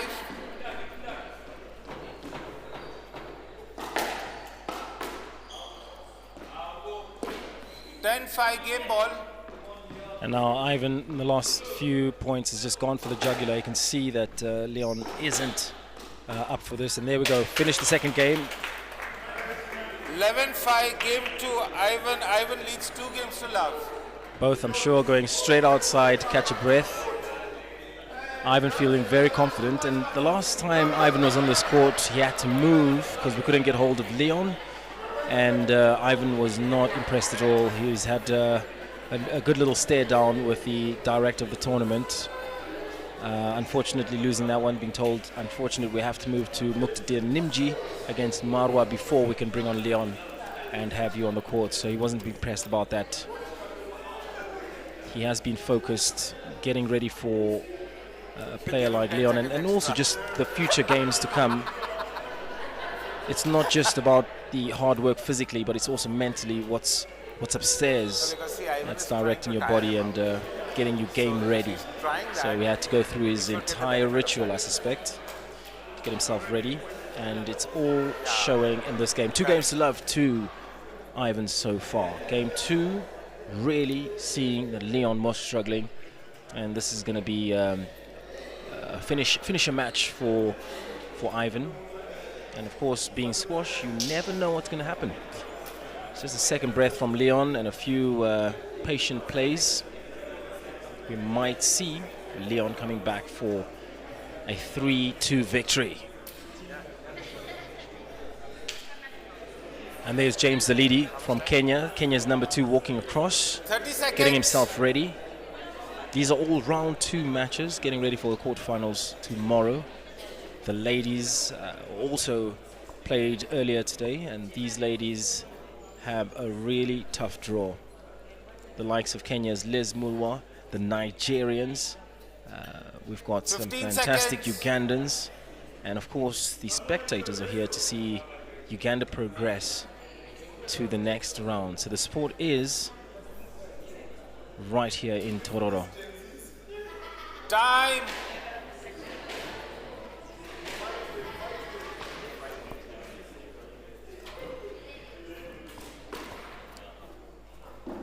Ivan leads 2 games to love. Ivan to serve. Love all.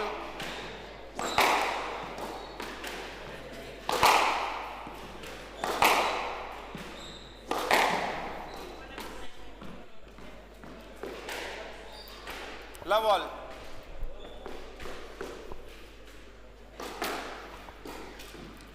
One love. That's an unenthusiastic response by Leon. Ball was too tight. It didn't really seem like he was ready to give it his all. There you go, playing the ball at the front again. And there's that left-hand side floor issue. And out, 1 all. And now it's 1-all. Can Leon work his way back up? Patiently, ever so patiently, 1 ball at a time. And for somebody who's feeling the burn, I think he's playing quite the fast game. I would imagine sort of more high balls, more placed shots, and more patience in his returns would do the trick. But it's not like it's going to help anything against somebody like Stop. Ivan. That one was down. And out 2-1. Ivan can get around the court. He in fact loves it at the front. So Leon is in a bit of a predicament, playing against somebody who loves to run, who wants to win, and has a crowd that's supporting him, and being on home ground. Now, if you're not mentally strong, then that's going to dip your spirits before you hit the first ball. There's that attacking ball, making him work. Patience again. He could have asked for strike, but chose not to. Ball continues. And that's a great drive. Enough strength to get it into the back corner. Right box 3-1.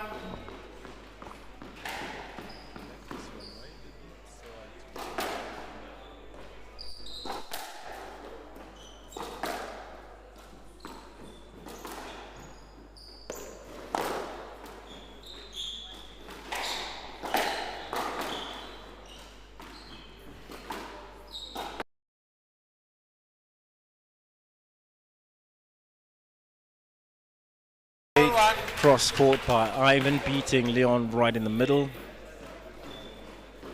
And now, here we go.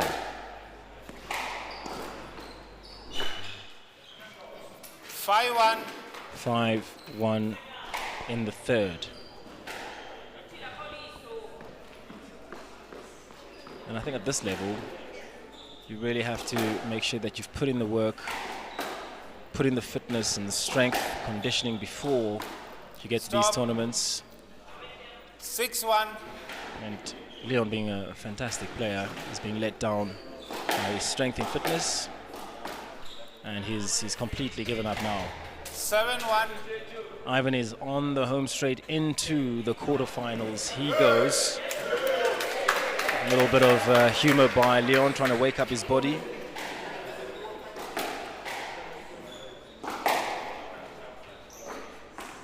But will that help him much? Not if Ivan has anything to say about it. There's the runner. And out 2-7.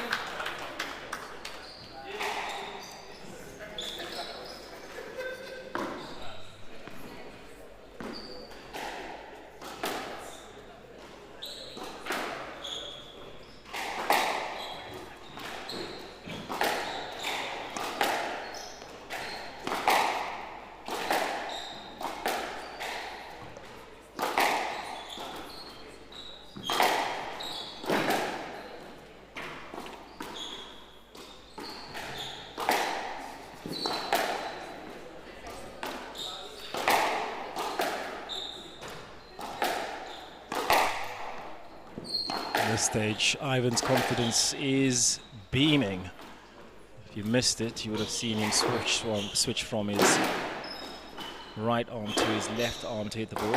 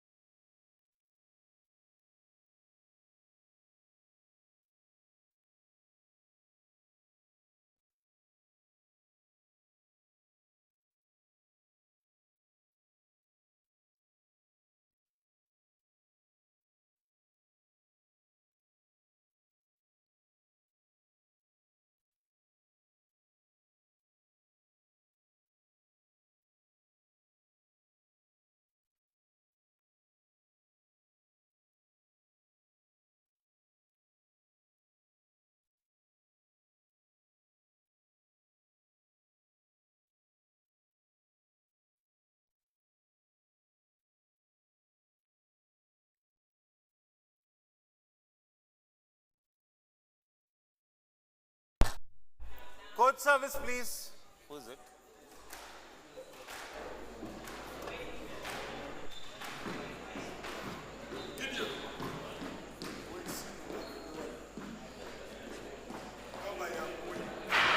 Hurry up, hurry up. Speed, speed, speed, speed.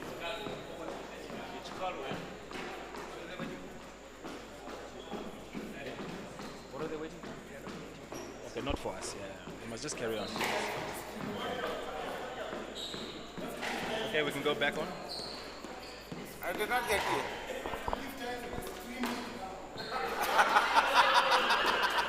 Is the stream back?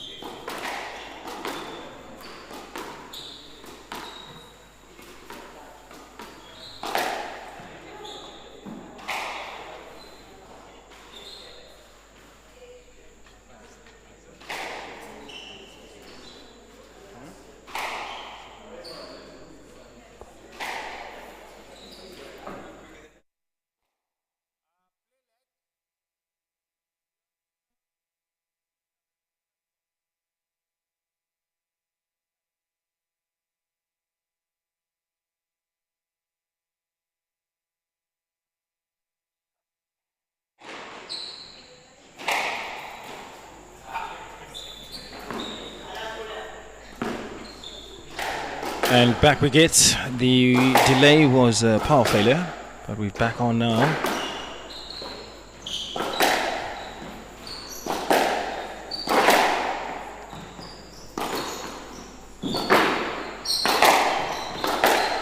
And that's given Leon a nice little breath, a chance to get back to his best, and Play let.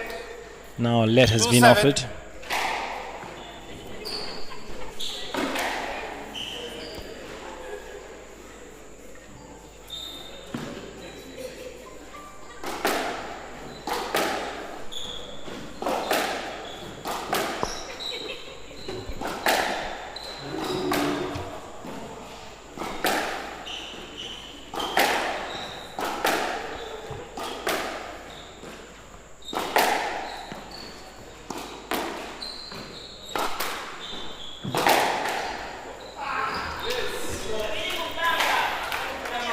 And out 8-2. That was a uncharacteristic decision from Leon.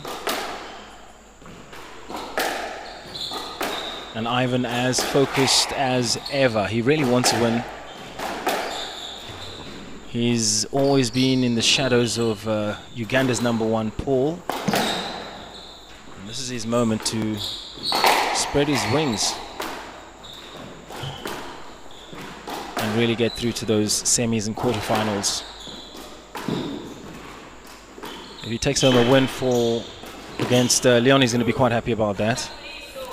9-2.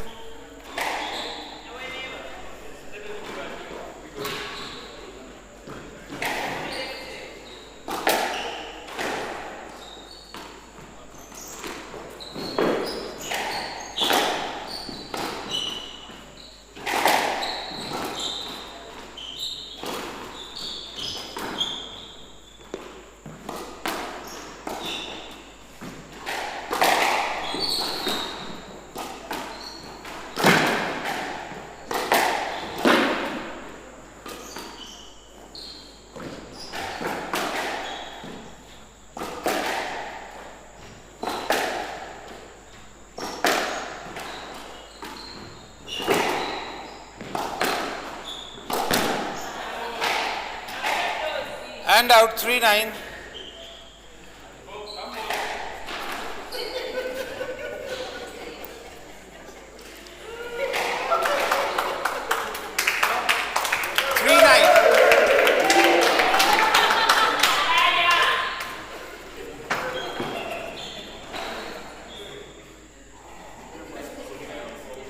Let's continue, Mr. Leon, please. 3-9.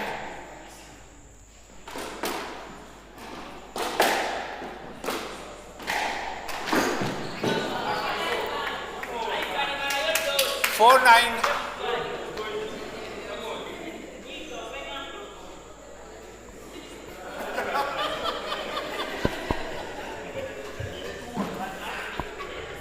Four nine.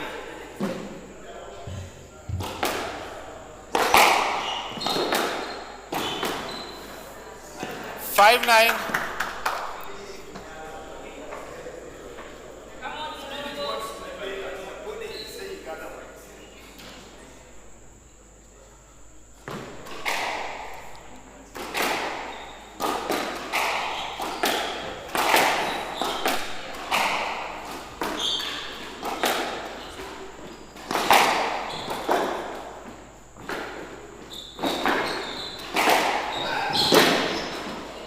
Stop. And out 10-5, game and match ball.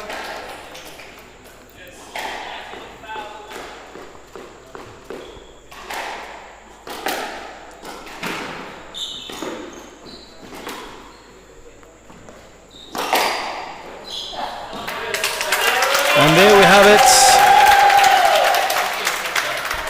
Ivan wins 3 games to love, 11-8, 11-5, 11-5. Yes, Ivan successfully takes down a legend in squash. Although towards the end he was looking to buy himself time for a bit of breath. That didn't work very well. He was a few more seconds away from a conduct warning from the referee. There we go, photo time. And a great memory for us in Tororo, Uganda. A chance for us to have a laugh, get the heart rates racing, and play some superb squash. Still lined up today, we've got James Dalidi, Kenya's number 2. Paul Kuduma to get onto the courts.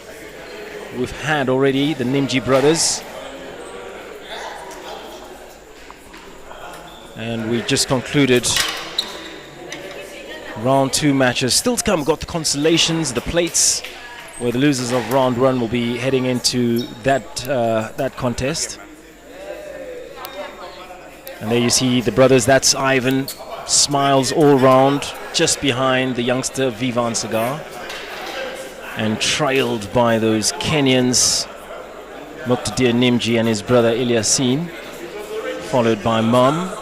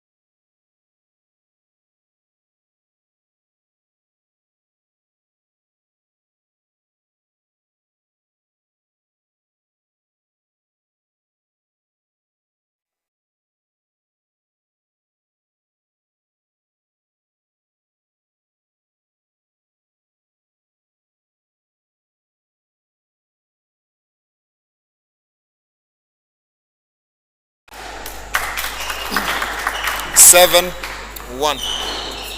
Oh, sorry, I beg your pardon. 2-6.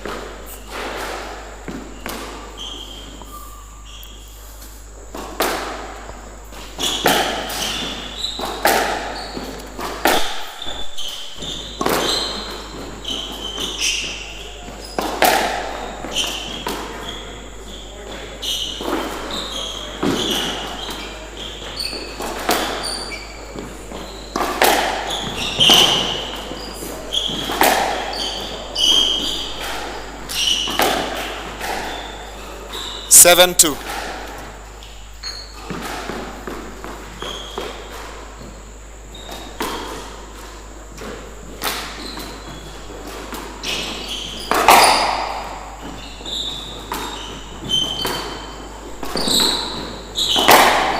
Not up. 8-2.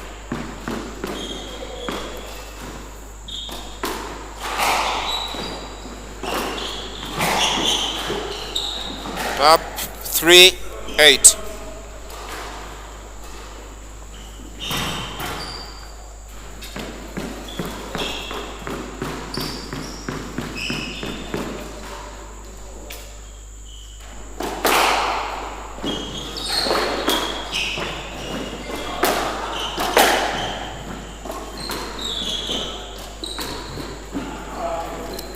Nine, 3.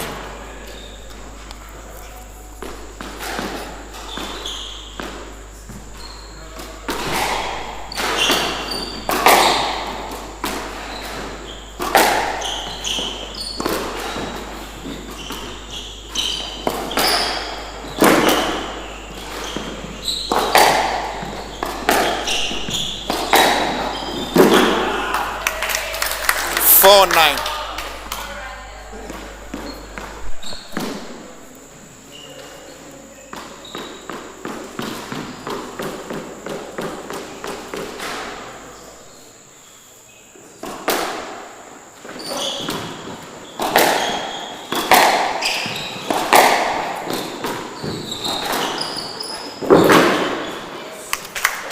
Five, 9 from the left.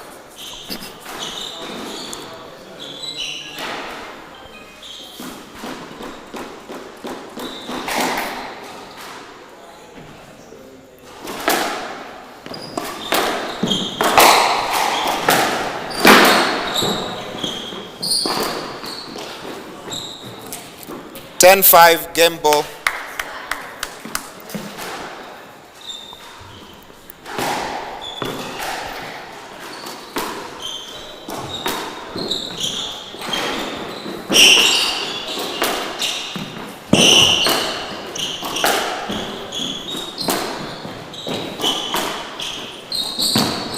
Drop 11, 5. There we have it. We've just gone through game 1, Dalidi against Emanuel from Rwanda. Not seeing many players from Rwanda, but this time on invitation is here in Uganda, Tororo. And of course, Uganda having a great relationship with Rwanda in squash. The community is welcoming our Rwandan player with open arms. And this is James Dalidi from Kenya. He's Kenya's number 2. Kenya's number 1 is Muqtadir Nimji, who's playing over in France at the moment. Who's come down to Uganda to really support the Kenya team. James.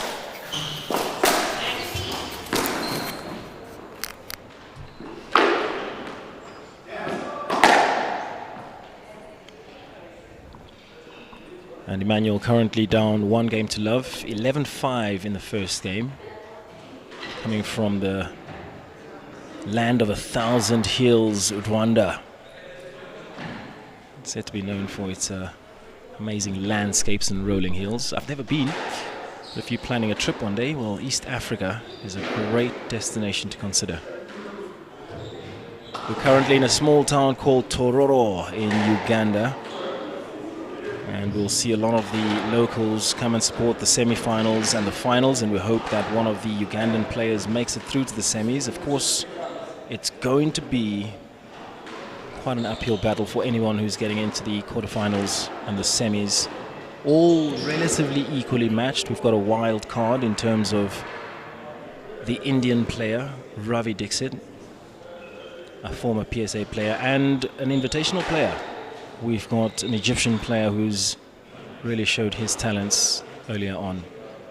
Now Emanuel, the Rwanda player, was training earlier on the courts, working on his lob and his cross-court drive. He must know that Dalidi loves it when he's attacking at the front. And of course, if he attacks at the front, the answer to that would be a nice cross-court lob, especially to that left-hand side that's got a problem with the floor. James is leading by 1 game to 0. And James, of course, being a hard hitter, he likes a fast game.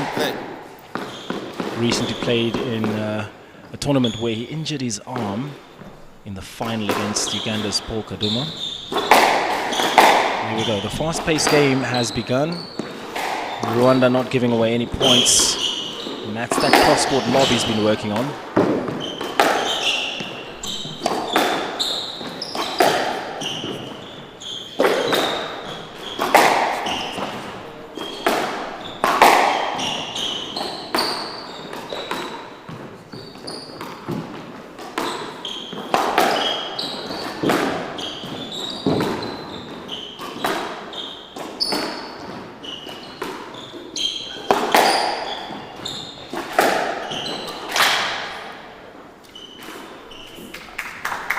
It's a great rally from Emanuel from Rwanda, being able to keep up with the likes of James Dalidi. It's a great thing to see.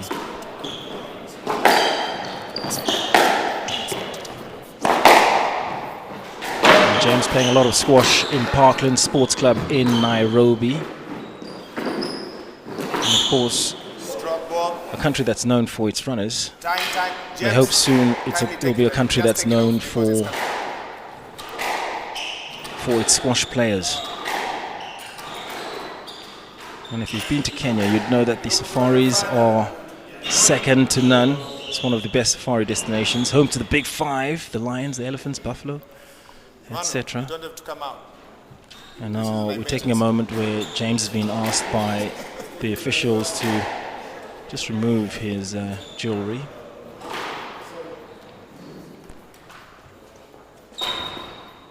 And back to the action we go. Score is 1-0.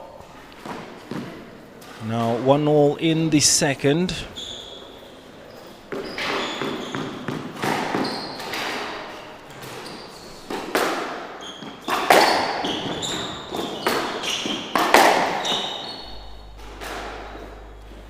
Decision now for Emanuel. He's been asked to play let. Coming from a country that's known as one of the safest in the world. Except for now, there are a few issues. And that hasn't stopped him from visiting Uganda, and we've welcomed him with open arms, all in the spirit of squash. And that's one thing that's great to see, with all these players from different countries, all sitting down, having lunch together, sharing a conversation, having a joke or two, and then battling it out on the courts. And that's what every squash player wants to see. And for sure, he's not giving James this game on a silver platter. Highly ranked is James. Rwanda is fighting for it. And here we go, attacking balls to the front, safety, and making James work around. Of course, being the first game, it's hard to tell who's going to be surviving the fitness challenge. And already we see James with that hand held on the hip. And that's the first sign that Emanuel's not letting James walk away with this without a fight. Playing it nice and safely, straight down the line. There's a loose ball. And a fake by James successfully. He's been doing quite a few of those. That's got to be about the fourth one already so far.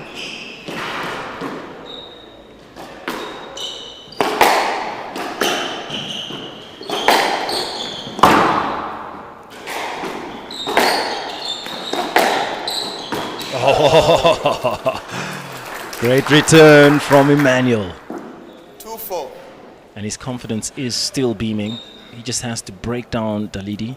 And Dalidi needs a win here. He's come out of a final against Paul Kadumo. And that final wasn't played to the end. They had a bit of a run-in, and James 5, fell. He was swept off his 2. feet by Paul Kodumo from the left-hand side. James fell on his right elbow. After some medical attention, he tried to get back into it, but his arm was just in too much pain, and knowing the strength of his swing becomes an issue. And at this level, when you have a little niggly infraction, it's going to affect the rest of your game. Are you okay? So now James just tripped over the foot of Emanuel. He's asking for let. We'll see if let will be given. This time around, it's not James who's hurt, although he went stumbling forward. It's more Emanuel who's had a bit of a strain.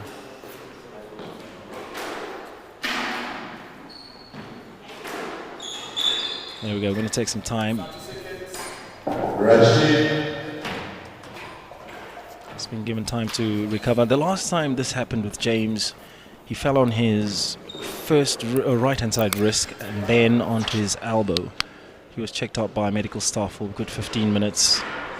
They wrapped him up, strapped him up, and brought him back onto the court. But unfortunately, he couldn't continue giving Paul that match. There was a bit of a dispute whether the rules allow for Paul to be the winner of that match or not. And some say that Paul should have asked for let rather than sort of wiping him off his feet. He went round the left-hand side towards the middle of the court, caught James's left leg and wiped him completely off the ground. And James landing on his right elbow caused quite an issue. And up to about 2 weeks ago, we were wondering if James would be able to make it to Uganda, and it seems like he has made it. There's no bandage around his elbow. Now the medics doing what they need to do. We've got the local players applying their knowledge. We've got Ivan on the ground getting some products to apply. I think an injury like this could be niggling once the game gets back on the ground. So we're currently halfway through the second. He was looking so good in the second game. He was enthusiastic. He was getting to the balls at the front. Playing against somebody like James Dalidi, you can't stop and drop your head for a moment. And I hope it hasn't stopped his momentum. Now in old rugby injuries, it's the magic water that they use. And once the players are on the ground, they bring the water along, spray the water onto the injury, and up they get. Unfortunately, rugby is a different physicality to squash. Those elbows are needed, those wrists are needed, those ankles are needed in squash.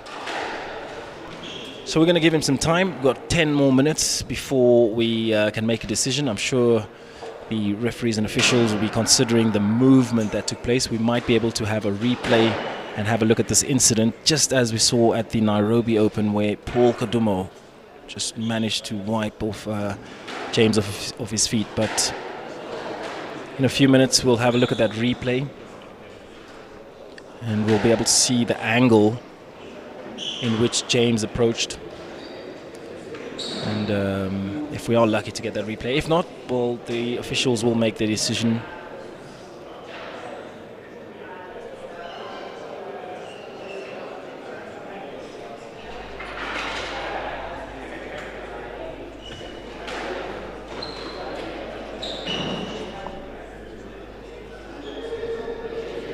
And there's the Raw Classic Hotel in Tororo, and we hope to have many more tournaments being hosted by the team at the Raw Classic Hotel. On Thursday this week, we'll be heading out as a team to discover all the tourist destinations, to show the best of Tororo, and we can't wait for that. Followed by some more games in the evening on that Thursday, leading us into the finals on Saturday. And those finals will be the finals for the ladies, the playoffs, the juniors, and of course the seniors later on in the day. Rock Classic Hotel being one of the major sponsors, hosting all of these players in one destination. So a big thank you to Rock Classic Hotel. For more information on them, you can have a look online. They're on the socials. They have a website. have a look at your next destination and make it Tororo, Uganda, and come and experience the best of East Africa. Now, Emanuel being treated by some medics. He's taking a nice little break.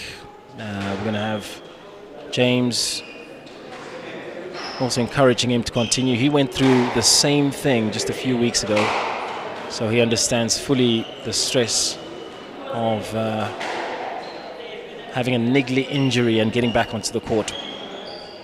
And of course, what you don't want is Emanuel to pull out, and that's quite a key muscle at the front of the shin that's causing him the discomfort.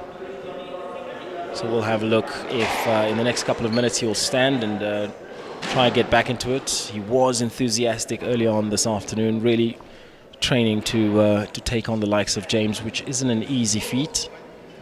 Of course, representing his country, Rwanda. He really wants to get a result that he'll be proud of and be able to inspire some other young players from the country to join us in the likes of the All Africa Championships, Tororo, in the Uganda Open, or even further on to Nairobi for the Parklands Open, the Kenya Open, and beyond. Still coming up, we've got our Nigerian player Femi, who's taking on Joseph Monyasia just after this, so stay with us. And let us know where you're streaming in from, that will be interesting. Let us know what decision you would give after this incident. Should Emanuel be able to continue very well and fair? And should he not, what decision would you give after this incident?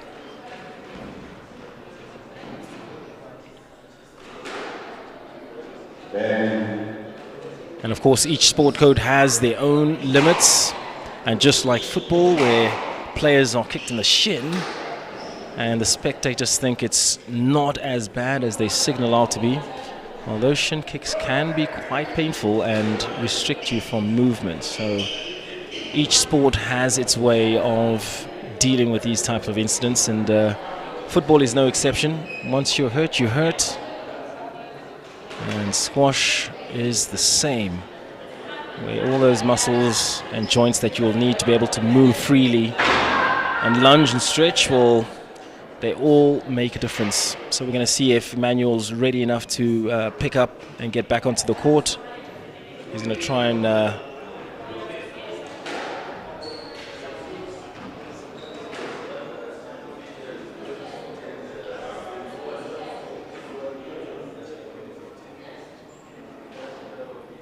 there he is speaking to the president of the Squash Federation of Africa, that's Lucky Mlilo, who spent some time in Uganda now, having a look at the facilities in Kampala, having a look at the logistics that will need to be in place for the Uganda Open, the All Africa Championships in November, and also making sure that this tournament, the Uganda Open, is conducted according to the rules and regulations of the Squash Federation of Africa, the World Squash Federation, and of course as close to PSA rules as possible.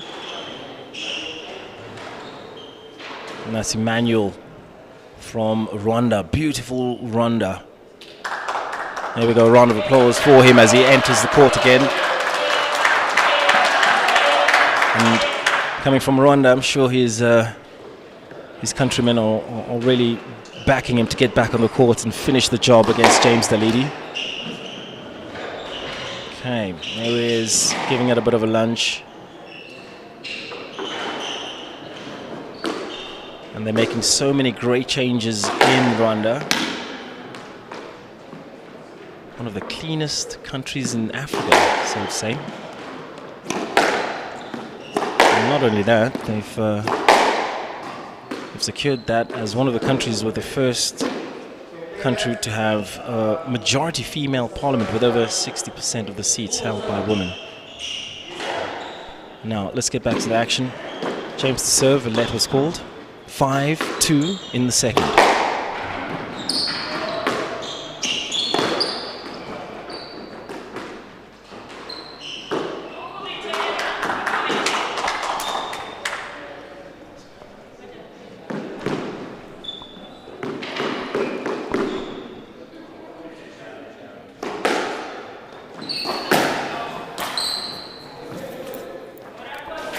6.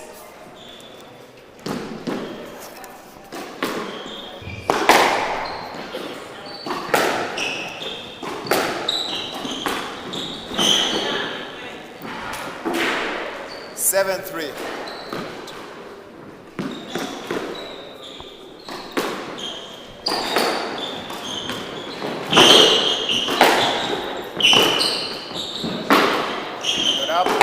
And that's not up. That's a great fetch by Emanuel, who's not really giving any chance to James. He's gone up to 4-7 now, straight after his injury. And he's travelled to Uganda alone.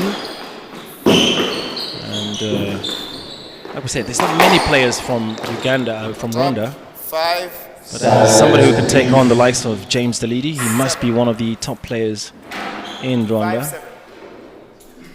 And the whole East African community are coming together to really boost squash. Tanzania, Uganda, Rwanda, supported by the rest of Africa, Nigeria, Zimbabwe, Zambia.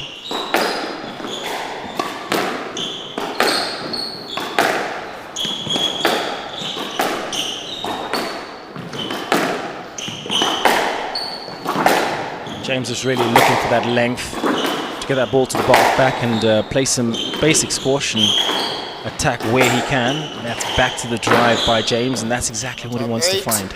That error from Emanuel. 8-5 it is, getting to the top end of the second game.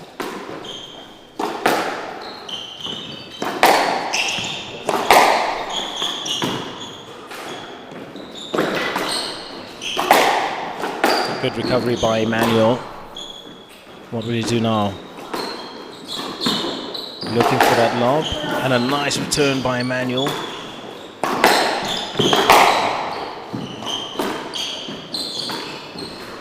Making him work for it. That's what we want to see from the Rundis. 8.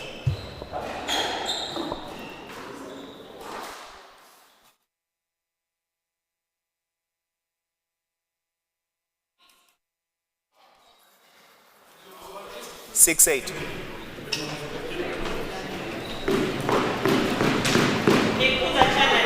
It's 6-8 now.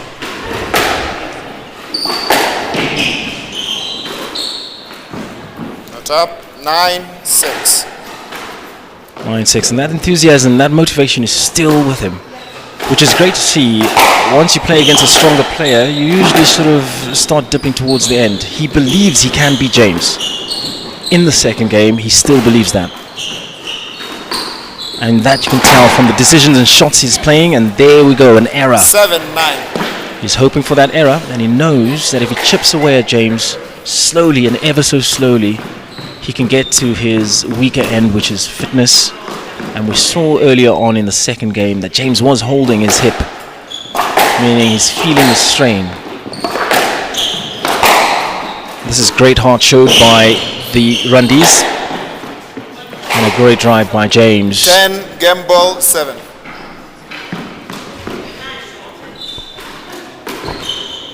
Out of court, 8, game ball, 10.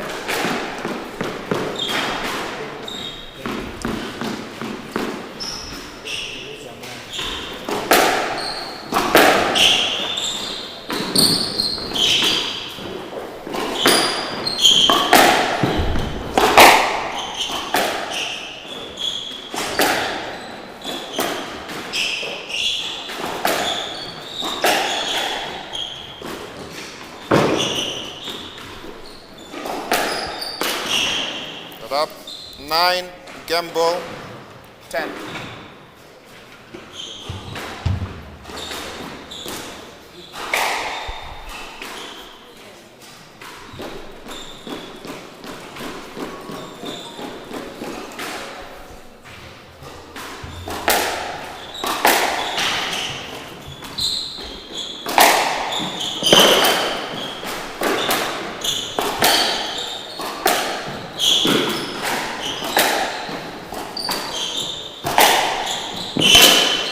And great athleticism shown by 11-9 by Emanuel, going down 2 games to love to James Dalidi.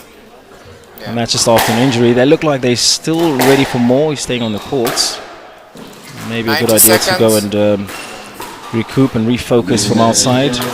We need some nice And James being Kenya's number 2 player, age 34, from Kenya, Nairobi.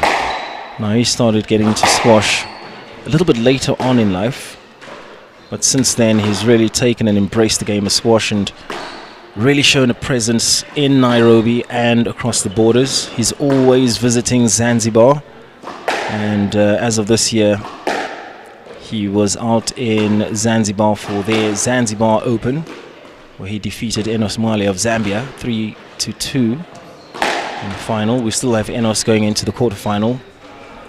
Played a great game against young Nimji Ilyaseen.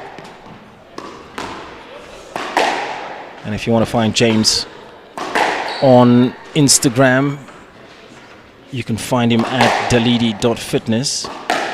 He's very active there. Also active promoting squash in Africa, promoting squash in the east of Africa, Tanzania, Zanzibar and Kenya. And he recently shared that he is on his journey to taking on the PSA. So we wish James the best of luck.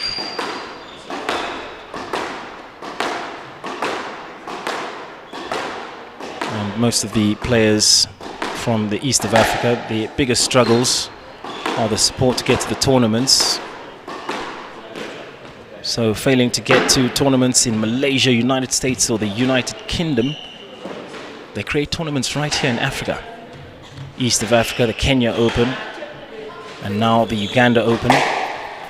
And provided there's sufficient funding or resources, tournaments in India and Egypt are a gold mine for East African players. Of course, as juniors, the competition is very, very high in the likes of India. Except there's a difference where in East Africa, particularly in Kenya, the juniors could win some funds, they could win some equipment and gear. Whereas the likes of India, it's not necessarily about winning the funds, it's about the points. The points to compete in the bigger competitions like the British Open. Marwa, who played against Muqtadir Nimji, joined. Level. Play.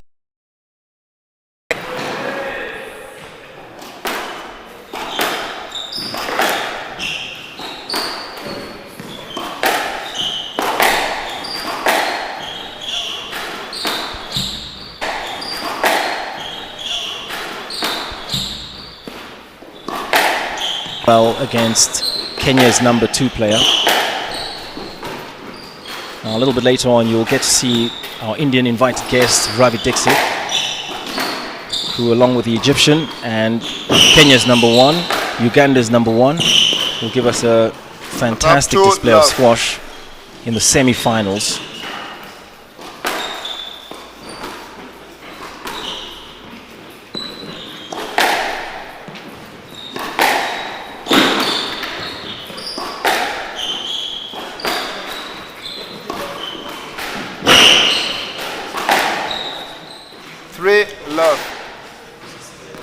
That's a great get from Emanuel.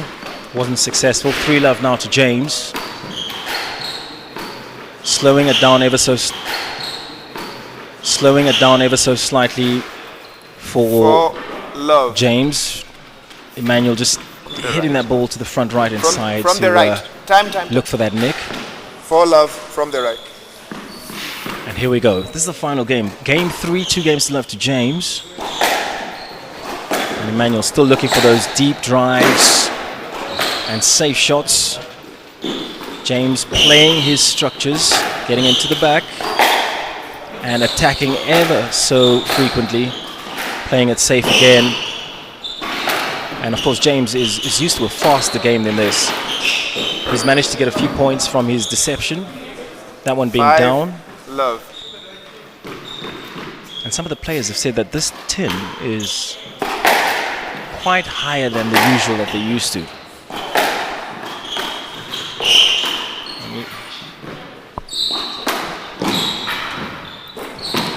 On top, 6. And this tin being a 19-inch tin compared to the shorter 17-inch. The players have had to adjust their games, which means the ball remains in play for a lot longer, particularly if you're going for those short front shots. And there's a safety played by James. He could have hit the drive there, but instead of a stroke or injuring his player, his opponent, he decided to go for a boast. And there we go, just losing it slightly towards the end. 7 points now.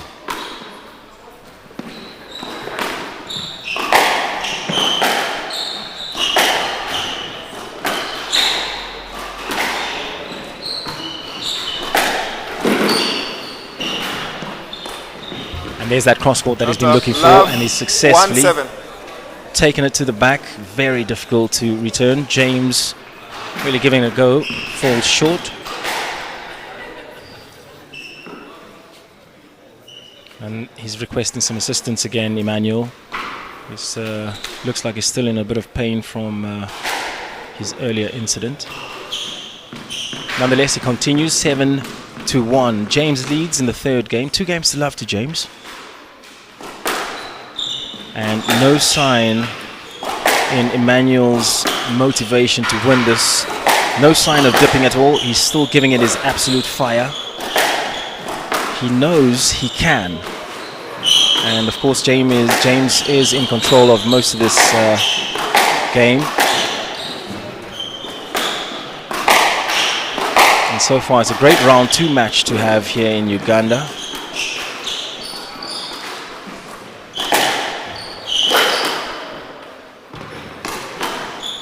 There's that cross court that he's always been looking for. James goes for one, and that's out of court. 2-7. Now here comes the build-up. He's got a slight limp, if you look at Emanuel, a slight limp on his foot, and that's hurt his shin in the incident. And those niggly pains are going to allow him to move differently, to approach the ball differently, and react a little different to what he's used to. But nonetheless, in any sports, there's always something that you can complain about. And he understands that, and he's going to fight through it. And fight through it is exactly what he's doing now. He won't relent, and that is that corner that's causing the problem. There's a piece of aluminium that's sticking out from the frame of the glass that's causing that ball to stick out. So whether they'll have to sort that out before the final is a decision that the tournament director is going to have to make. Alternatively, they might have to use court 2 for these finals, because that part of the court has caused significant issues for the players.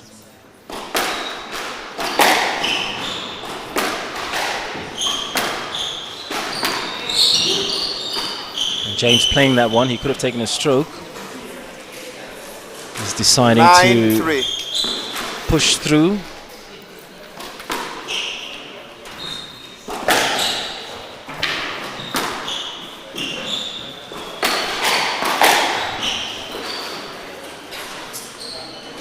Game ball and match point 3.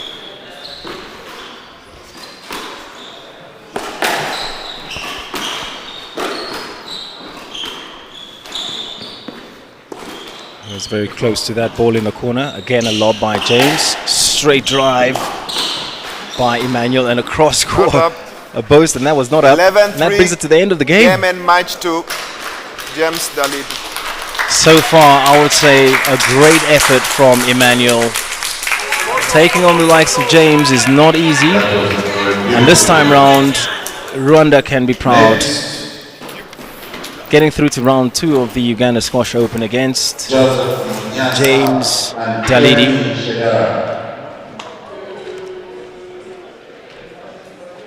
And now the Nigerian Femi Shidera coming to take on the Kenyan Joseph Munyasia.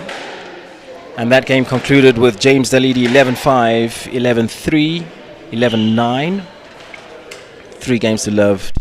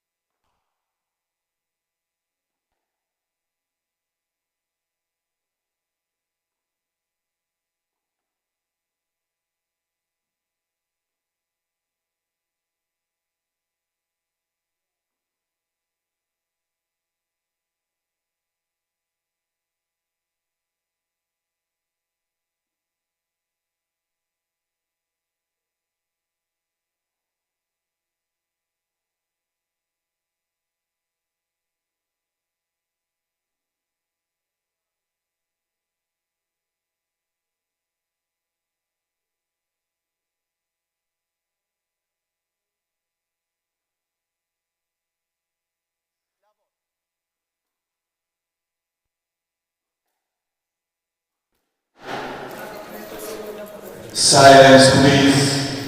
One, love.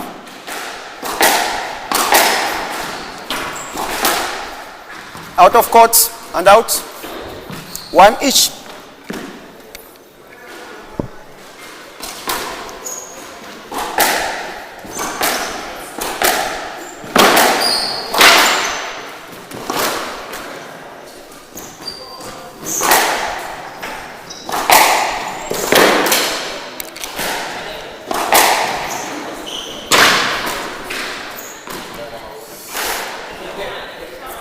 That's 2-1.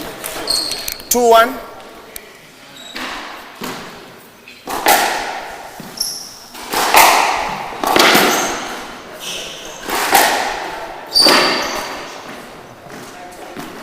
Three one.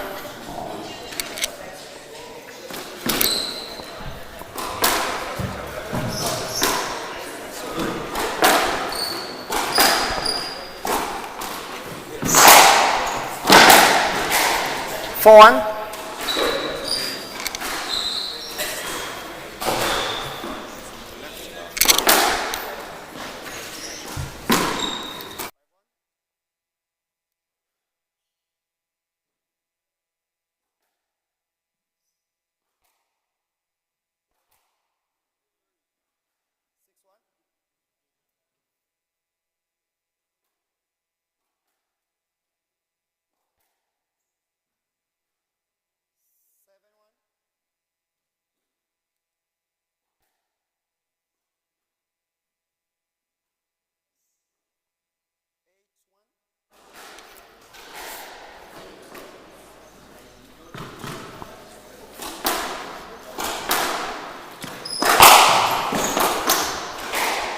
Nine one.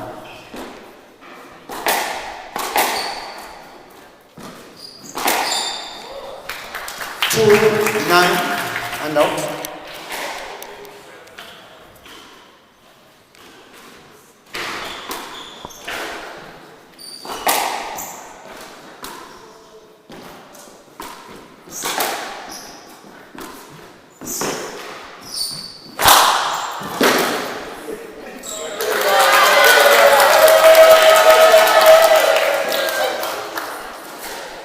Three nine.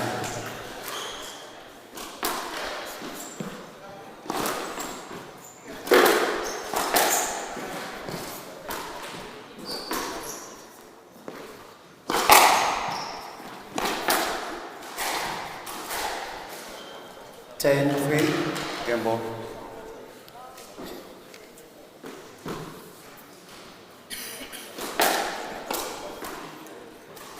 Four 10 and out.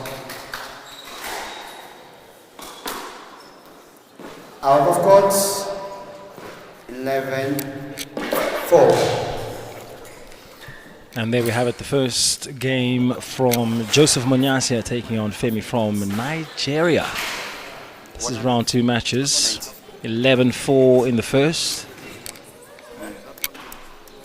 And a nice calm approach to the game by Joseph, a more senior player again. And Joseph really takes the first game to understand his opponents. He's been trying to get to the balls this time around, but usually he takes the first game to understand the gameplay that's at hand for his opponent. So we might see a more dynamic Joseph going into the second game. And of course Femi, a lot of experience. He must be around 400 and something in the world. He's currently in the top 5 in Nigeria. The number 1 couldn't make it, Gabriel. We've been communicating online. He says this time around he's not coming to the Uganda Open. However, he's got strong players who are attending, and one of those strong players is Femi, who leads 1-0 against Kenya's Joseph Munyasia. Joseph at home in Nairobi at Parkland Sports Club. He's the captain of their squash team. Second game, Femi to serve, 1-0.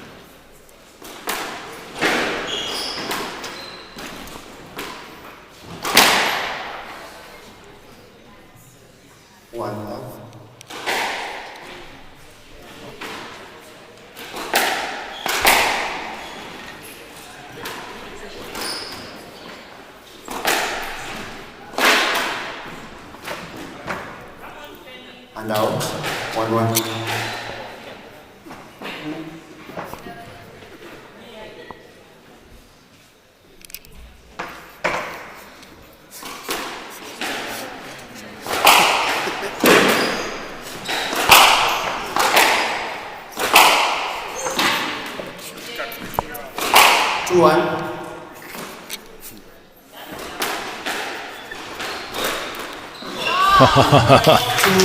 Great response from Joseph, playing against a young man who's been dominating the squash scene in Nigeria.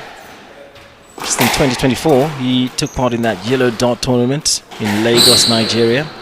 Went through to the quarterfinals where he faced the tournament's top seed, Gabriel. And despite a strong effort from Femi, he was defeated in straight sets, Gabriel being a phenomenal player. And we only wish to have the likes of Gabriel visiting Uganda in our next edition. And there's a bit of deception from Femi.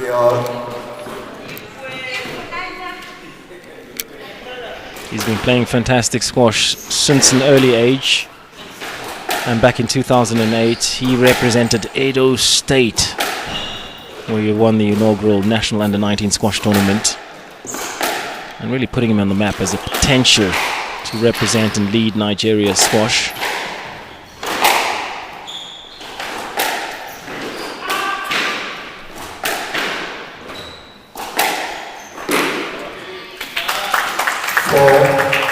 And Joseph acknowledging that that wasn't where he wanted to place the ball, and some say the luck is part of the game. Poor service from Munyassia, causing him to be unstable and of course being punished. They cross-court right into the corner. He's not going to be happy about that. Head up. It's now 4 each in the second. 5-4.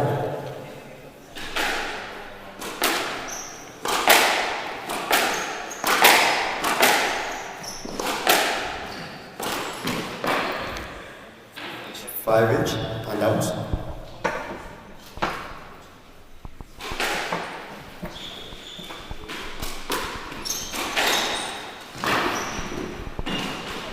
Down, 6-5.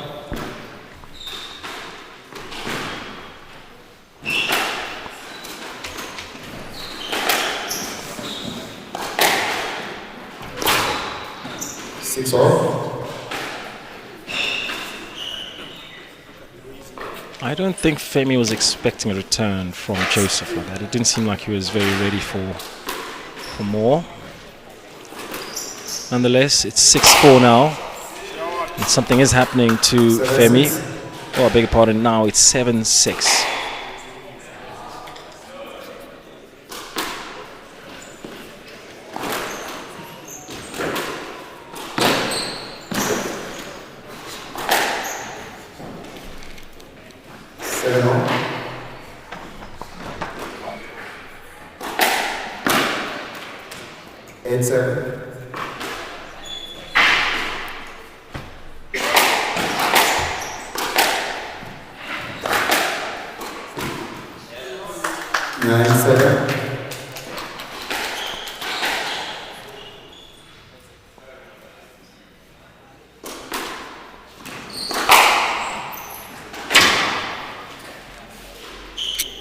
And that's that dreaded corner. That left-hand side with uneven ground. And a poor decision by Femi. Now in the second game, it's game ball for Joseph. And like I said, he takes the first game to analyze his opponent. The second game is a very different affair. And that's the way he likes to play it. We've had a few conversations about why he does it. And there he is. He takes the second game. 2 games down. We got 1 apiece. Femi 1 and Joseph 1. And if Femi is not very careful, he'll see Joseph running away with the first game after setting the tone in the first, just by analyzing Femi's game. And almost slight deception to make his opponent feel like he's not quite there in the game. In fact, he's having a full analysis. The third game is a do or die for Joseph Munyasia. He's going to have an uphill battle if he does lose this second game or the third game. But I'm sure after successfully securing his second game, he's going to be real motivated to be up there and really put a disadvantage to Femi, or Femi's confidence. But I don't think after the second game, Femi's going to be taking any chances.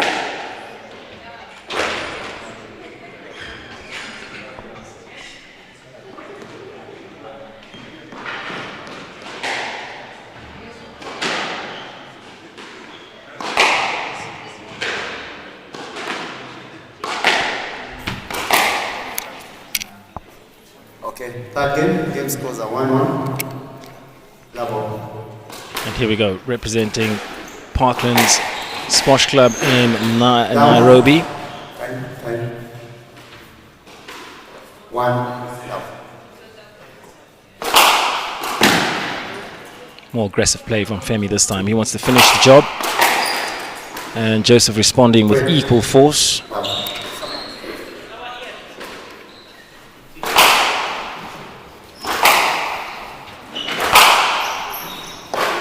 And just both players just pumping all their power into this, trying to beat the opponent.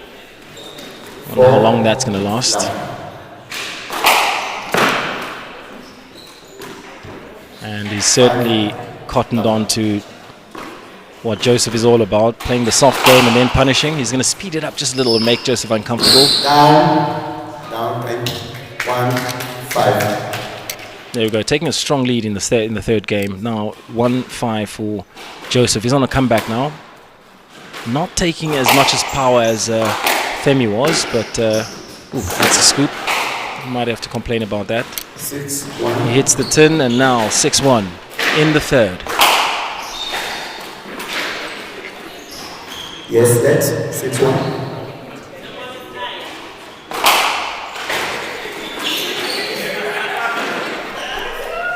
Seven, 1.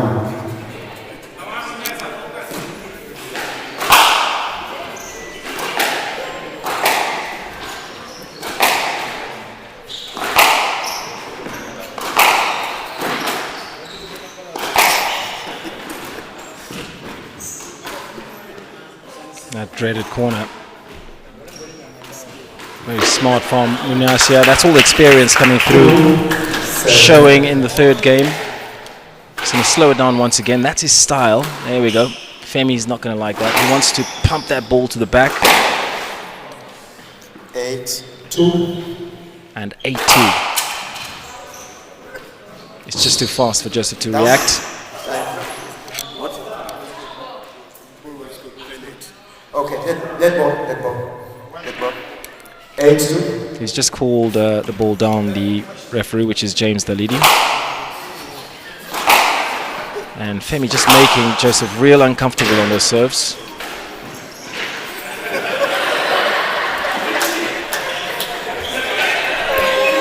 And surely a stroke. I think the referee will agree. Play the ball, not the player, no net. Ooh, he's just called no let. He's called no let for that ball. Surely. Play the ball, not the player. 3-9. And Femi looks like he's okay with it, saying finally we've got a referee who's really going to make decisions. Yep. Here we go, 3-8.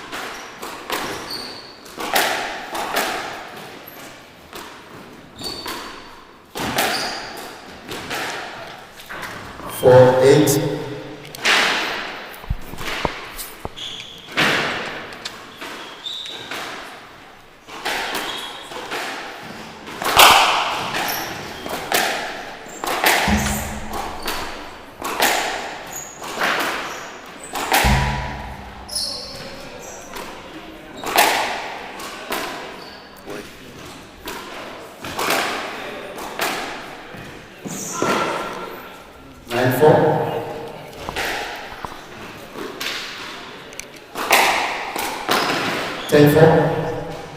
Game ball.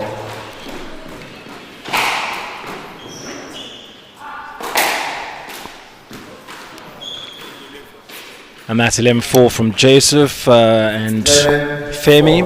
Femi really speeding up that second game. Joseph wasn't in a position to hit any of those returns, really. He's used to a slower paced game, and Femi's cottoned on. He's been pumping those balls to the back after the serve, and I think that's not going to work in Joseph's favor. Next up, got Paul Kudumo, who's Uganda's #1. And we'll be able to see if he's got the mettle to get through to the quarters and the semis. Of course, again, being on home ground. It's just Ivan and Paul at the moment really flying that flag high for the men's Uganda squash players. And being on home ground, he really wants to get to the semi-finals at least. Now, the quarterfinals is where all the magic starts, and that will bring us, that will start on Wednesday, which is tomorrow. And those deciders of the quarterfinals are going to be tough matches all round.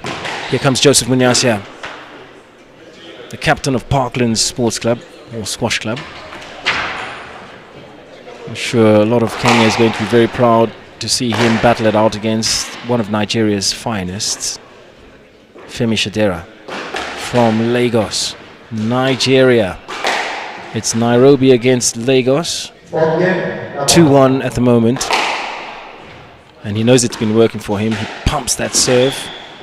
Joseph slows it down and taking the first point in the third.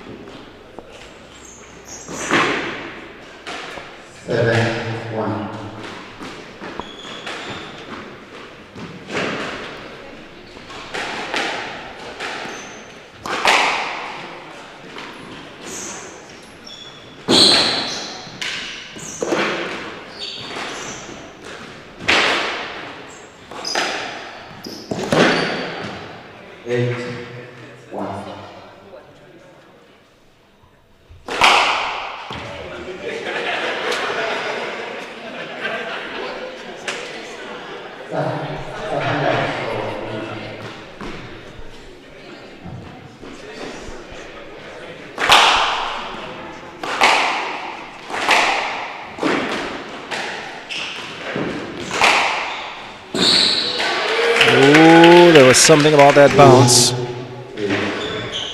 Nonetheless, both players really just hacking at the ball, and that's what you get when you start hacking. Surely he's not asking for he's not asking for the referee to make a decision. That was down. Hacking away and really targeting the ball and responding with equal force as Joseph to Femi's oh, that was a great shot from Joseph.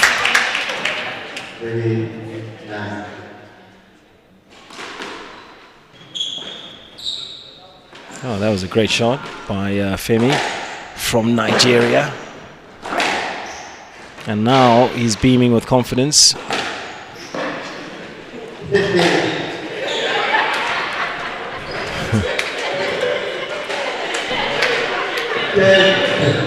And it looks like it's match ball now. Femi from Nigeria ready to send Joseph Munyasia home, and he's not going to do that quite easily. The crowd love it. course, Nigeria being one of those countries that are that have squash growing at a rapid rate, and Femi is one of those products.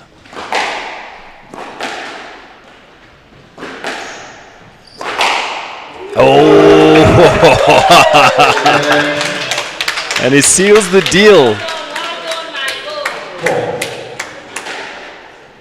Nigeria being too much for Kenya this time.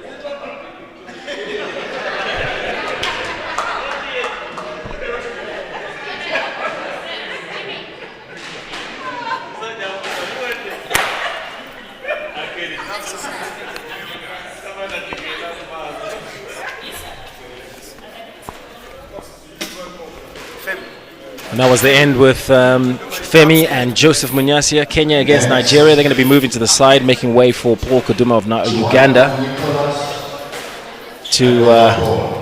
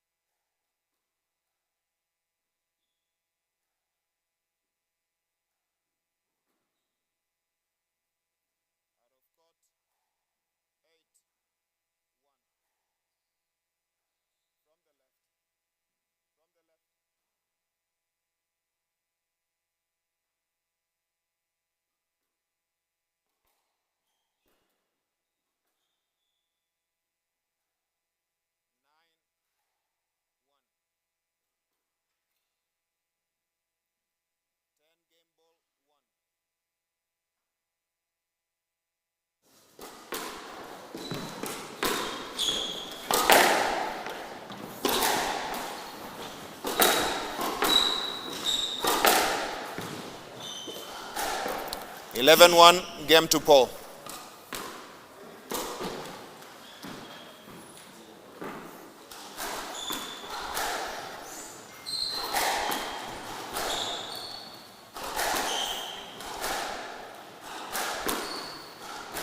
Are you guys good to continue?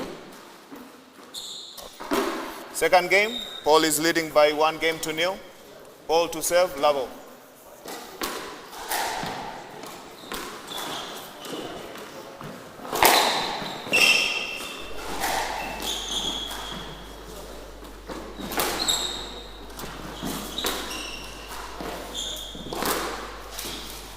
One love.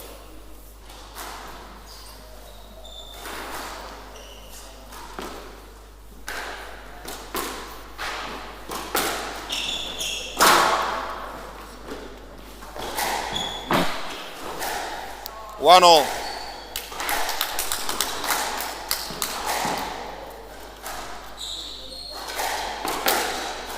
Out of court. 2-1.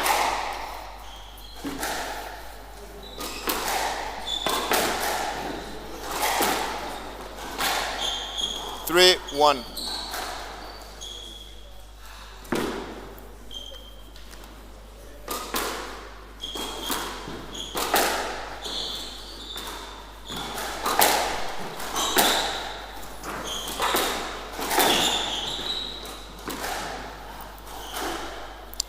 Four, 1. From the left.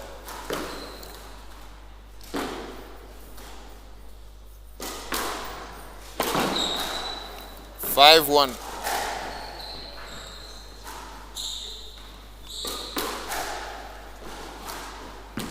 Hold up. 6, 1.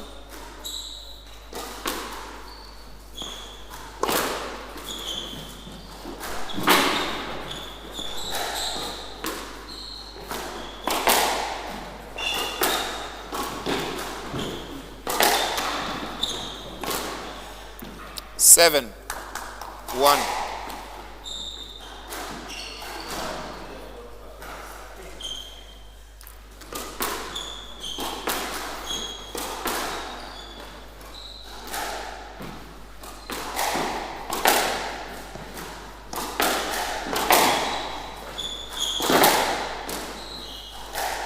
Eight, 1.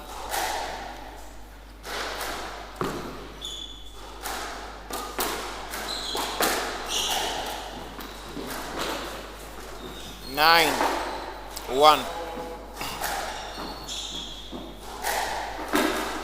From the right. From the right.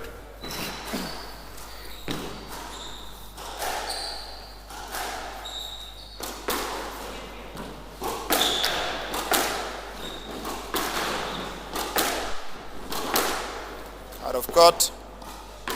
10-game ball, 1.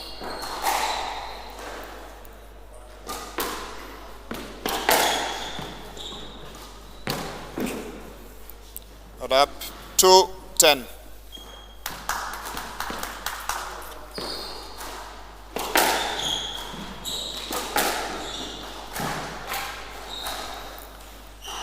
Eleven, 2. Game to Paul.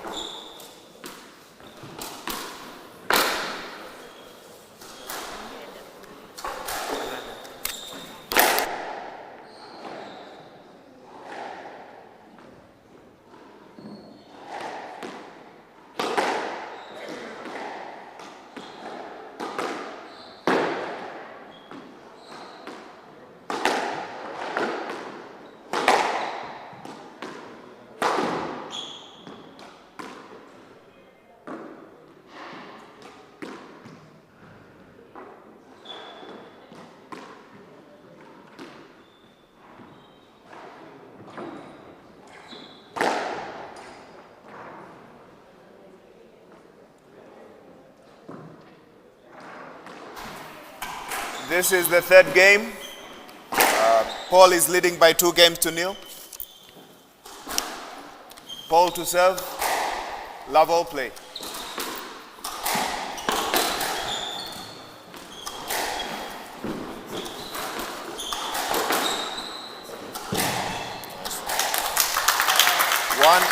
One love.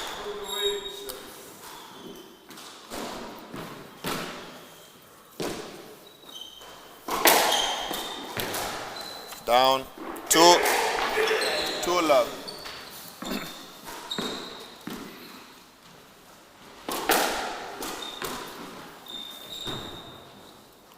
One, two.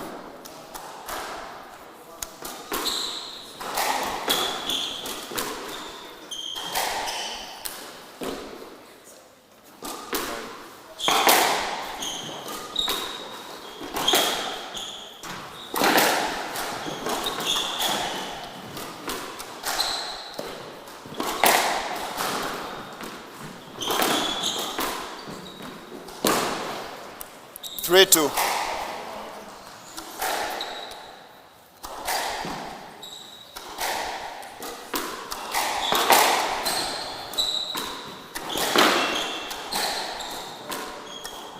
Four, two.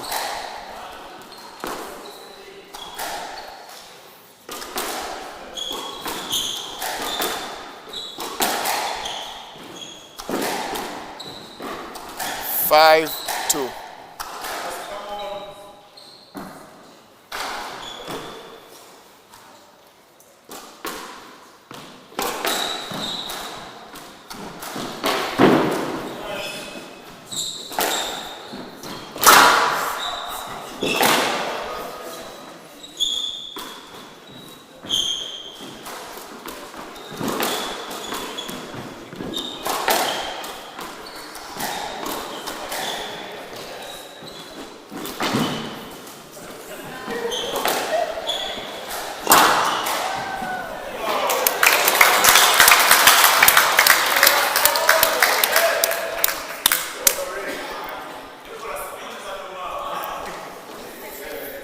Three, five.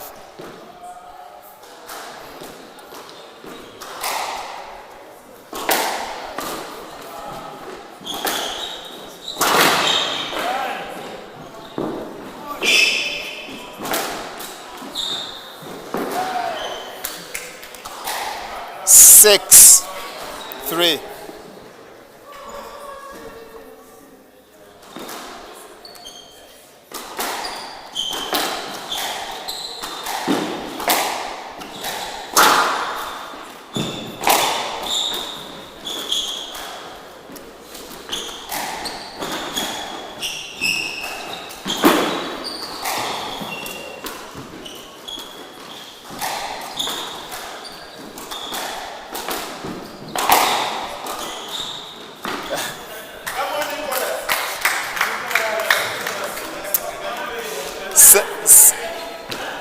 Seven, three.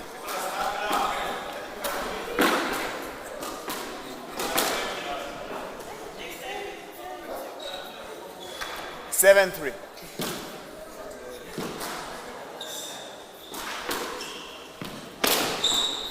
A3.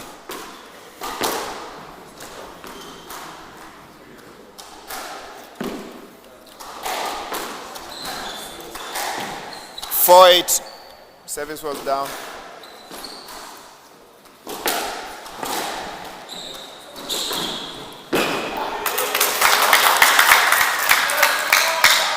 Five.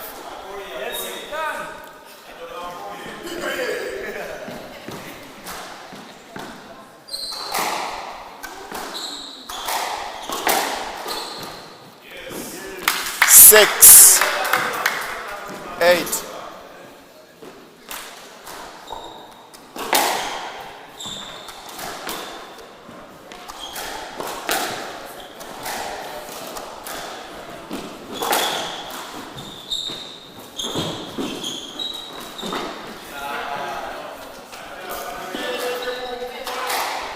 Nine, six.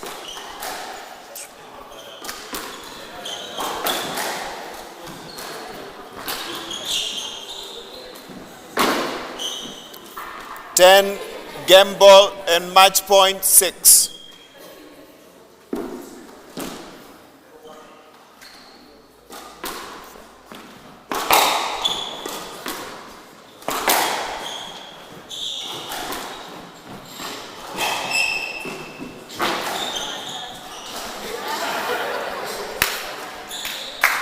Playlet 11, 6, game and match to Paul. Next game and final game of the evening.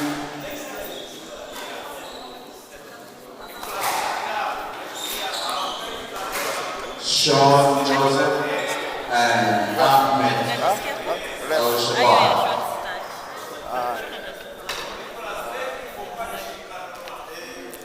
Ngoja hiyo aendelee wengine.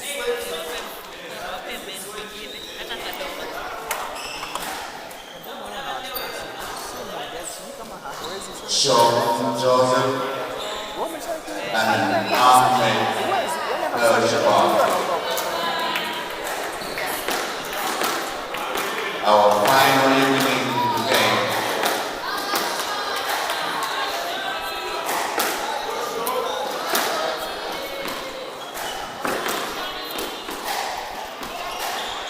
Kwa hiyo huwa sina uhakika kama actually mimi wanadhani wakati mwingine sio hivyo.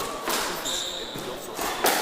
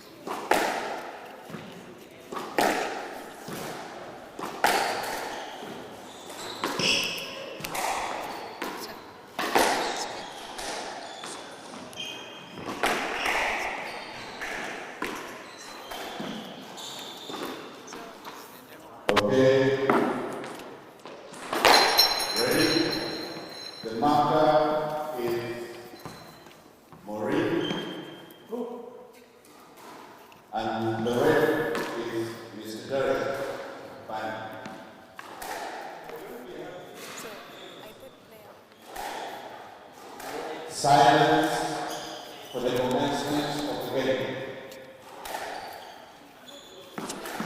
What are the names?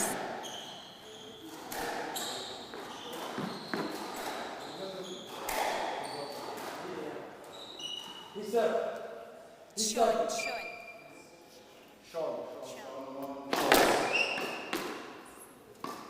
Sean won the toss. Game 1.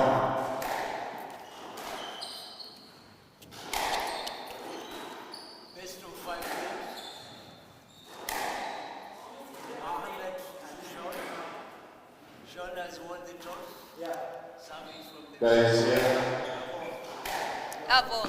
guys, please.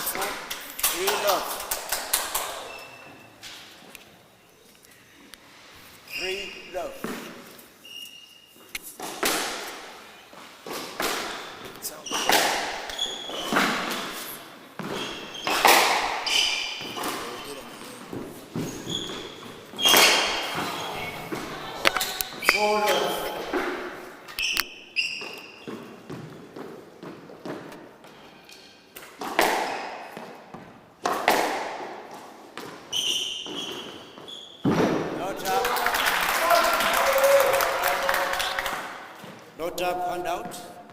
1-4.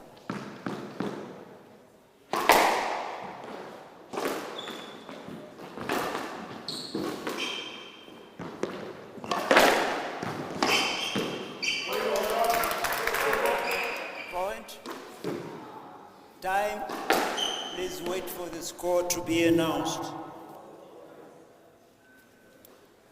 2-4.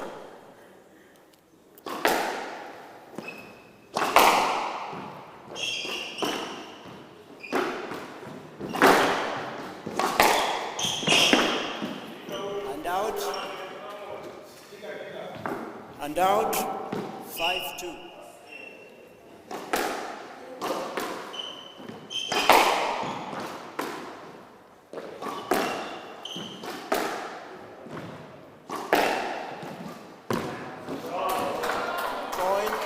Point 6-2.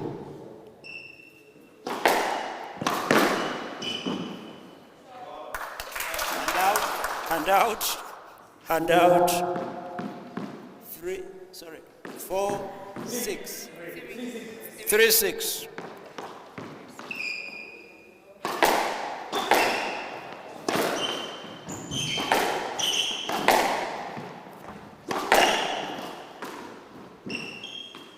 Not up.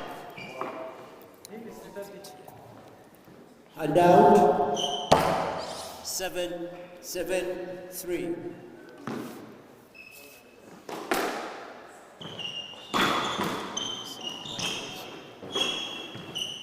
No time. Time. Wait for the score to be announced.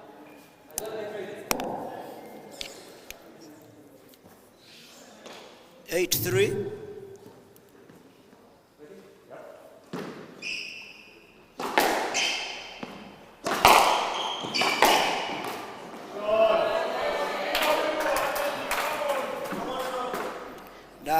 Nine, 3. 9-3.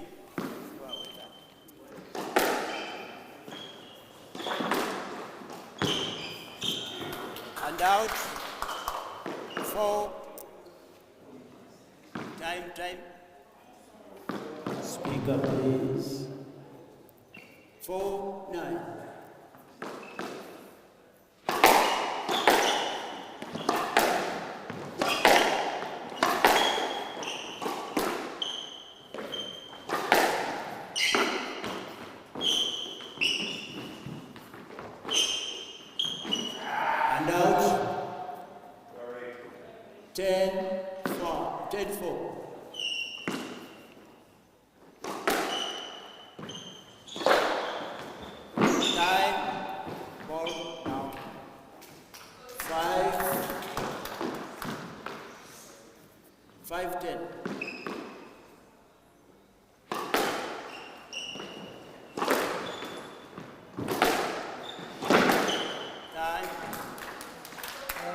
6-10.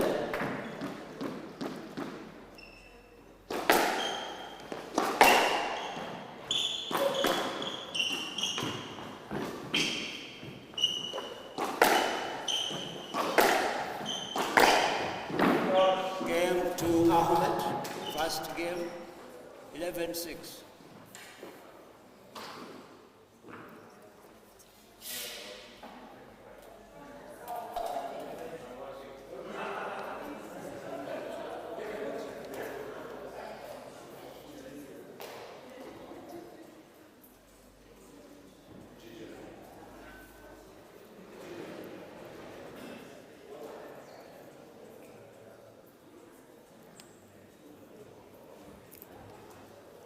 What is the timing? We don't have timing here. Start, stop. We did it before. So what time was it?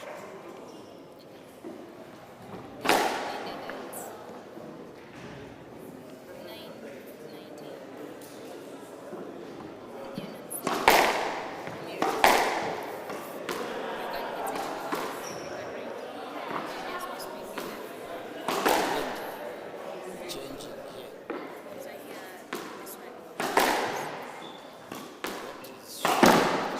This is shown as this is but I'm a bit confused.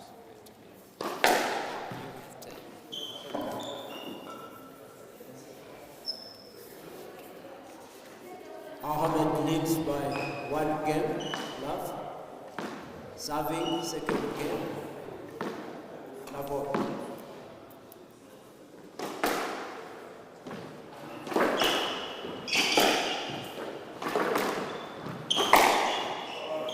Point. 1 love.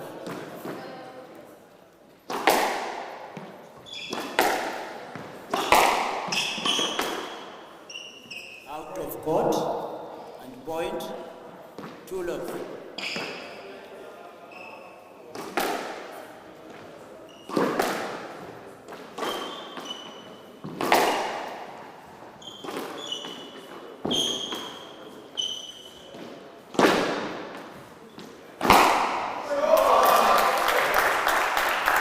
And down and point 1-2.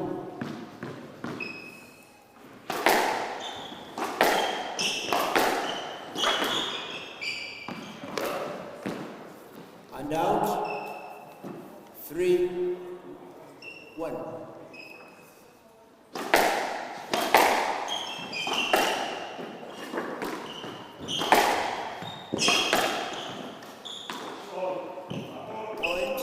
Point 4-1.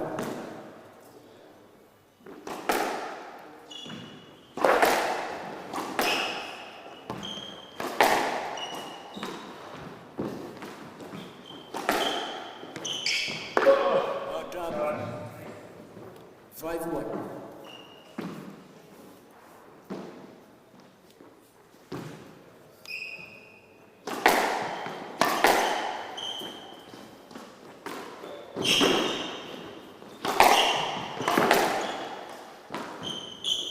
Point 6-1.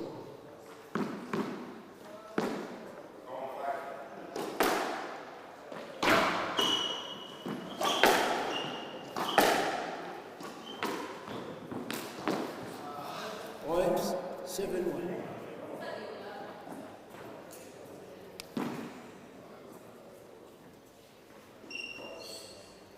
Seven, one.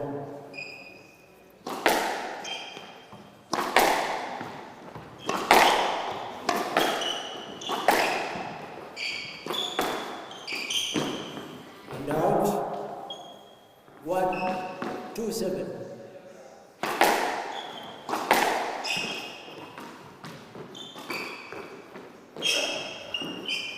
And out. 8-2.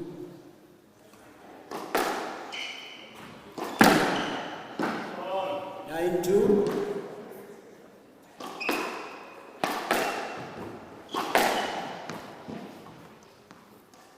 Game ball 2.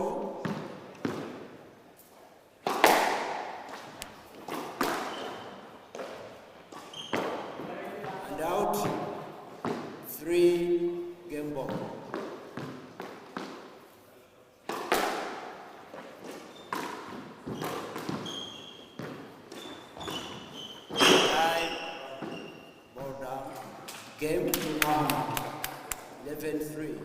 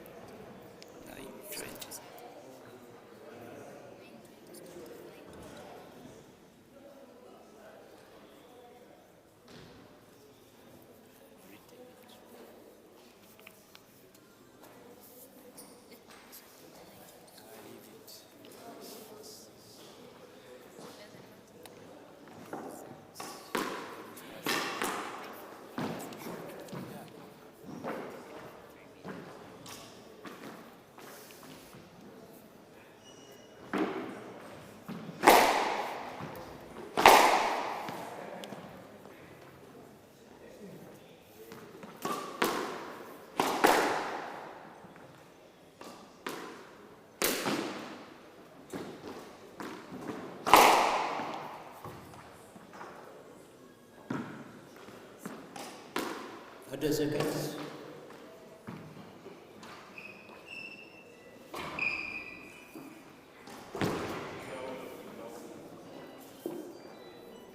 Ahmed. Third game, Ahmed leads by 2 games. Love. Serving from the right. Lavon.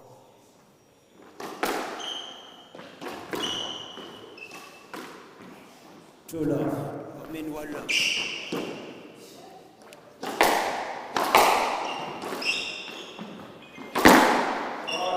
Two love.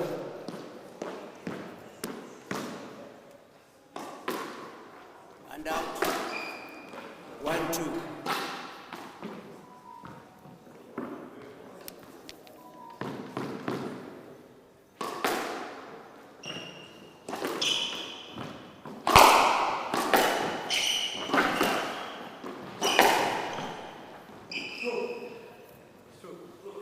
Take a net.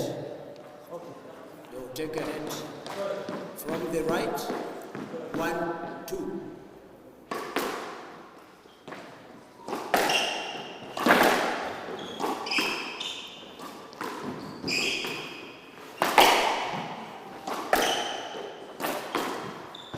Time.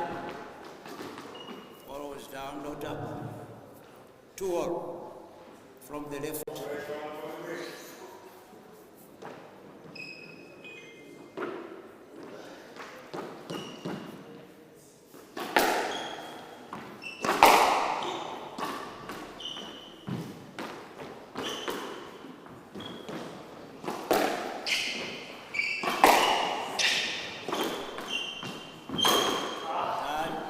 Hold down, and out, time, and out, 3-2.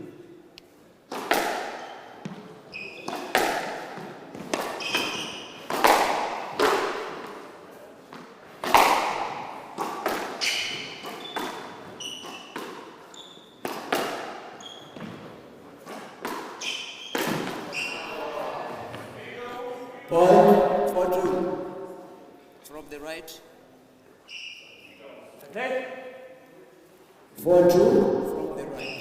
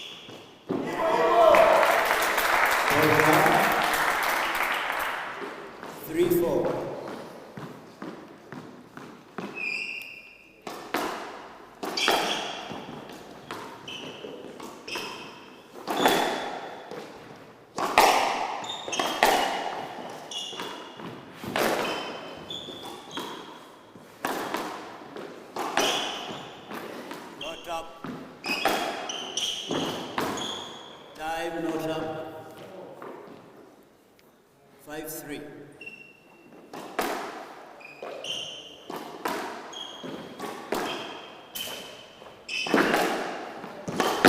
Time 4-5.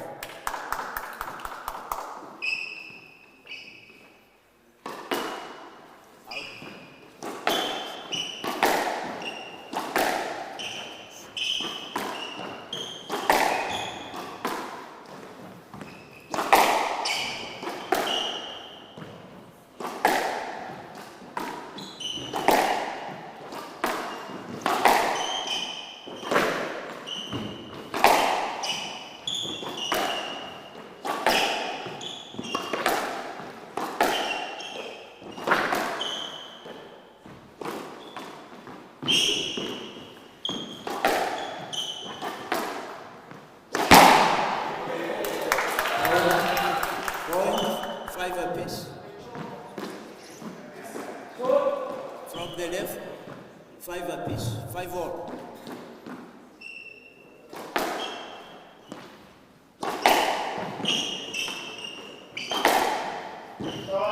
Time 6-5.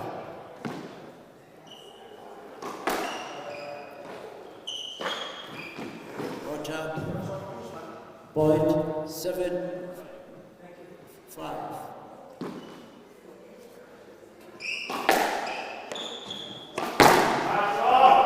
8-5.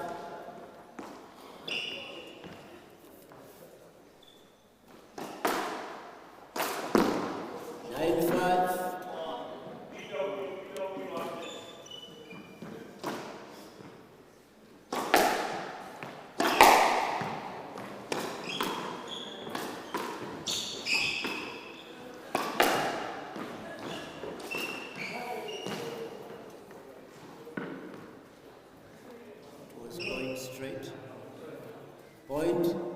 10-5, game and match ball.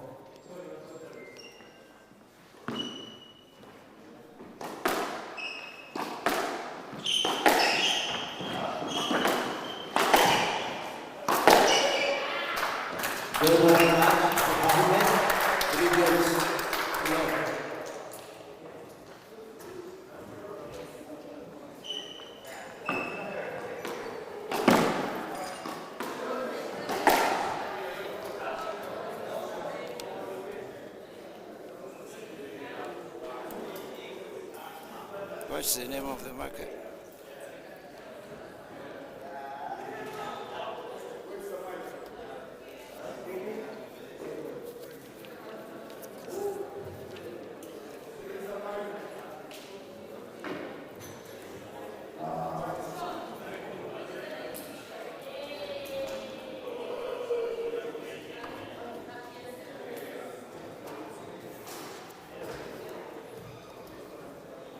Thank you, ladies and gentlemen, for the beautiful evening.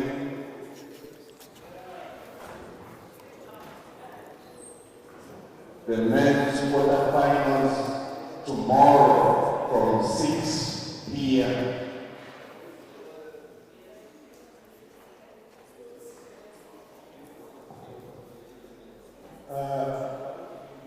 Dear squashers, that concludes today's games. Tomorrow, we are looking at having pledge games 2 to kick off from 10 a.m. to round about 4 p.m. Then from 1700 hours, we will have the ladies quarterfinals. We are going to be using both boats to round about 1800 hours. And then from 1800 hours, the ladies quarterfinals will commence. But please come around the government of the timings. Keep time so that you don't lose the match. The timings have already been indicated.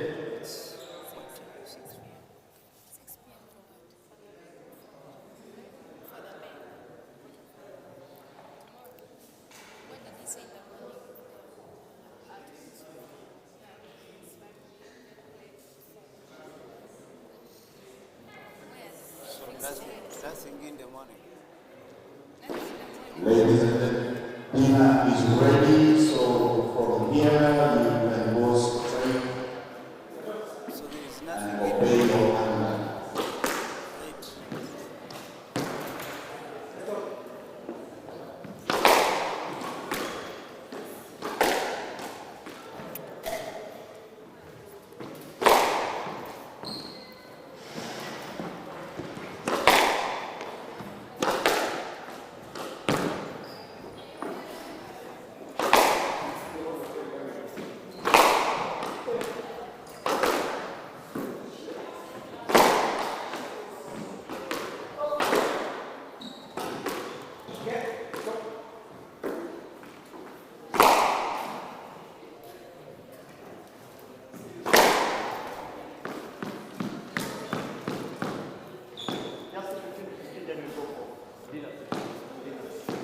Right.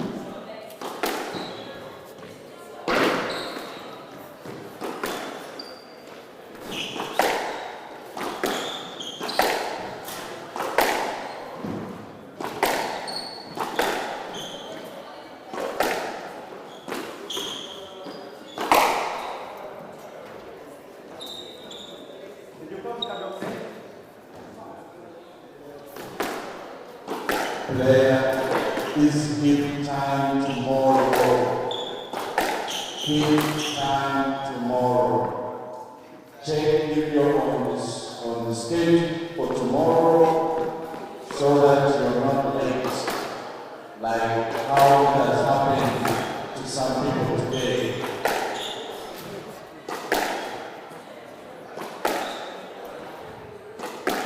The schedules for some of the things are here on the wall, so you can come and find who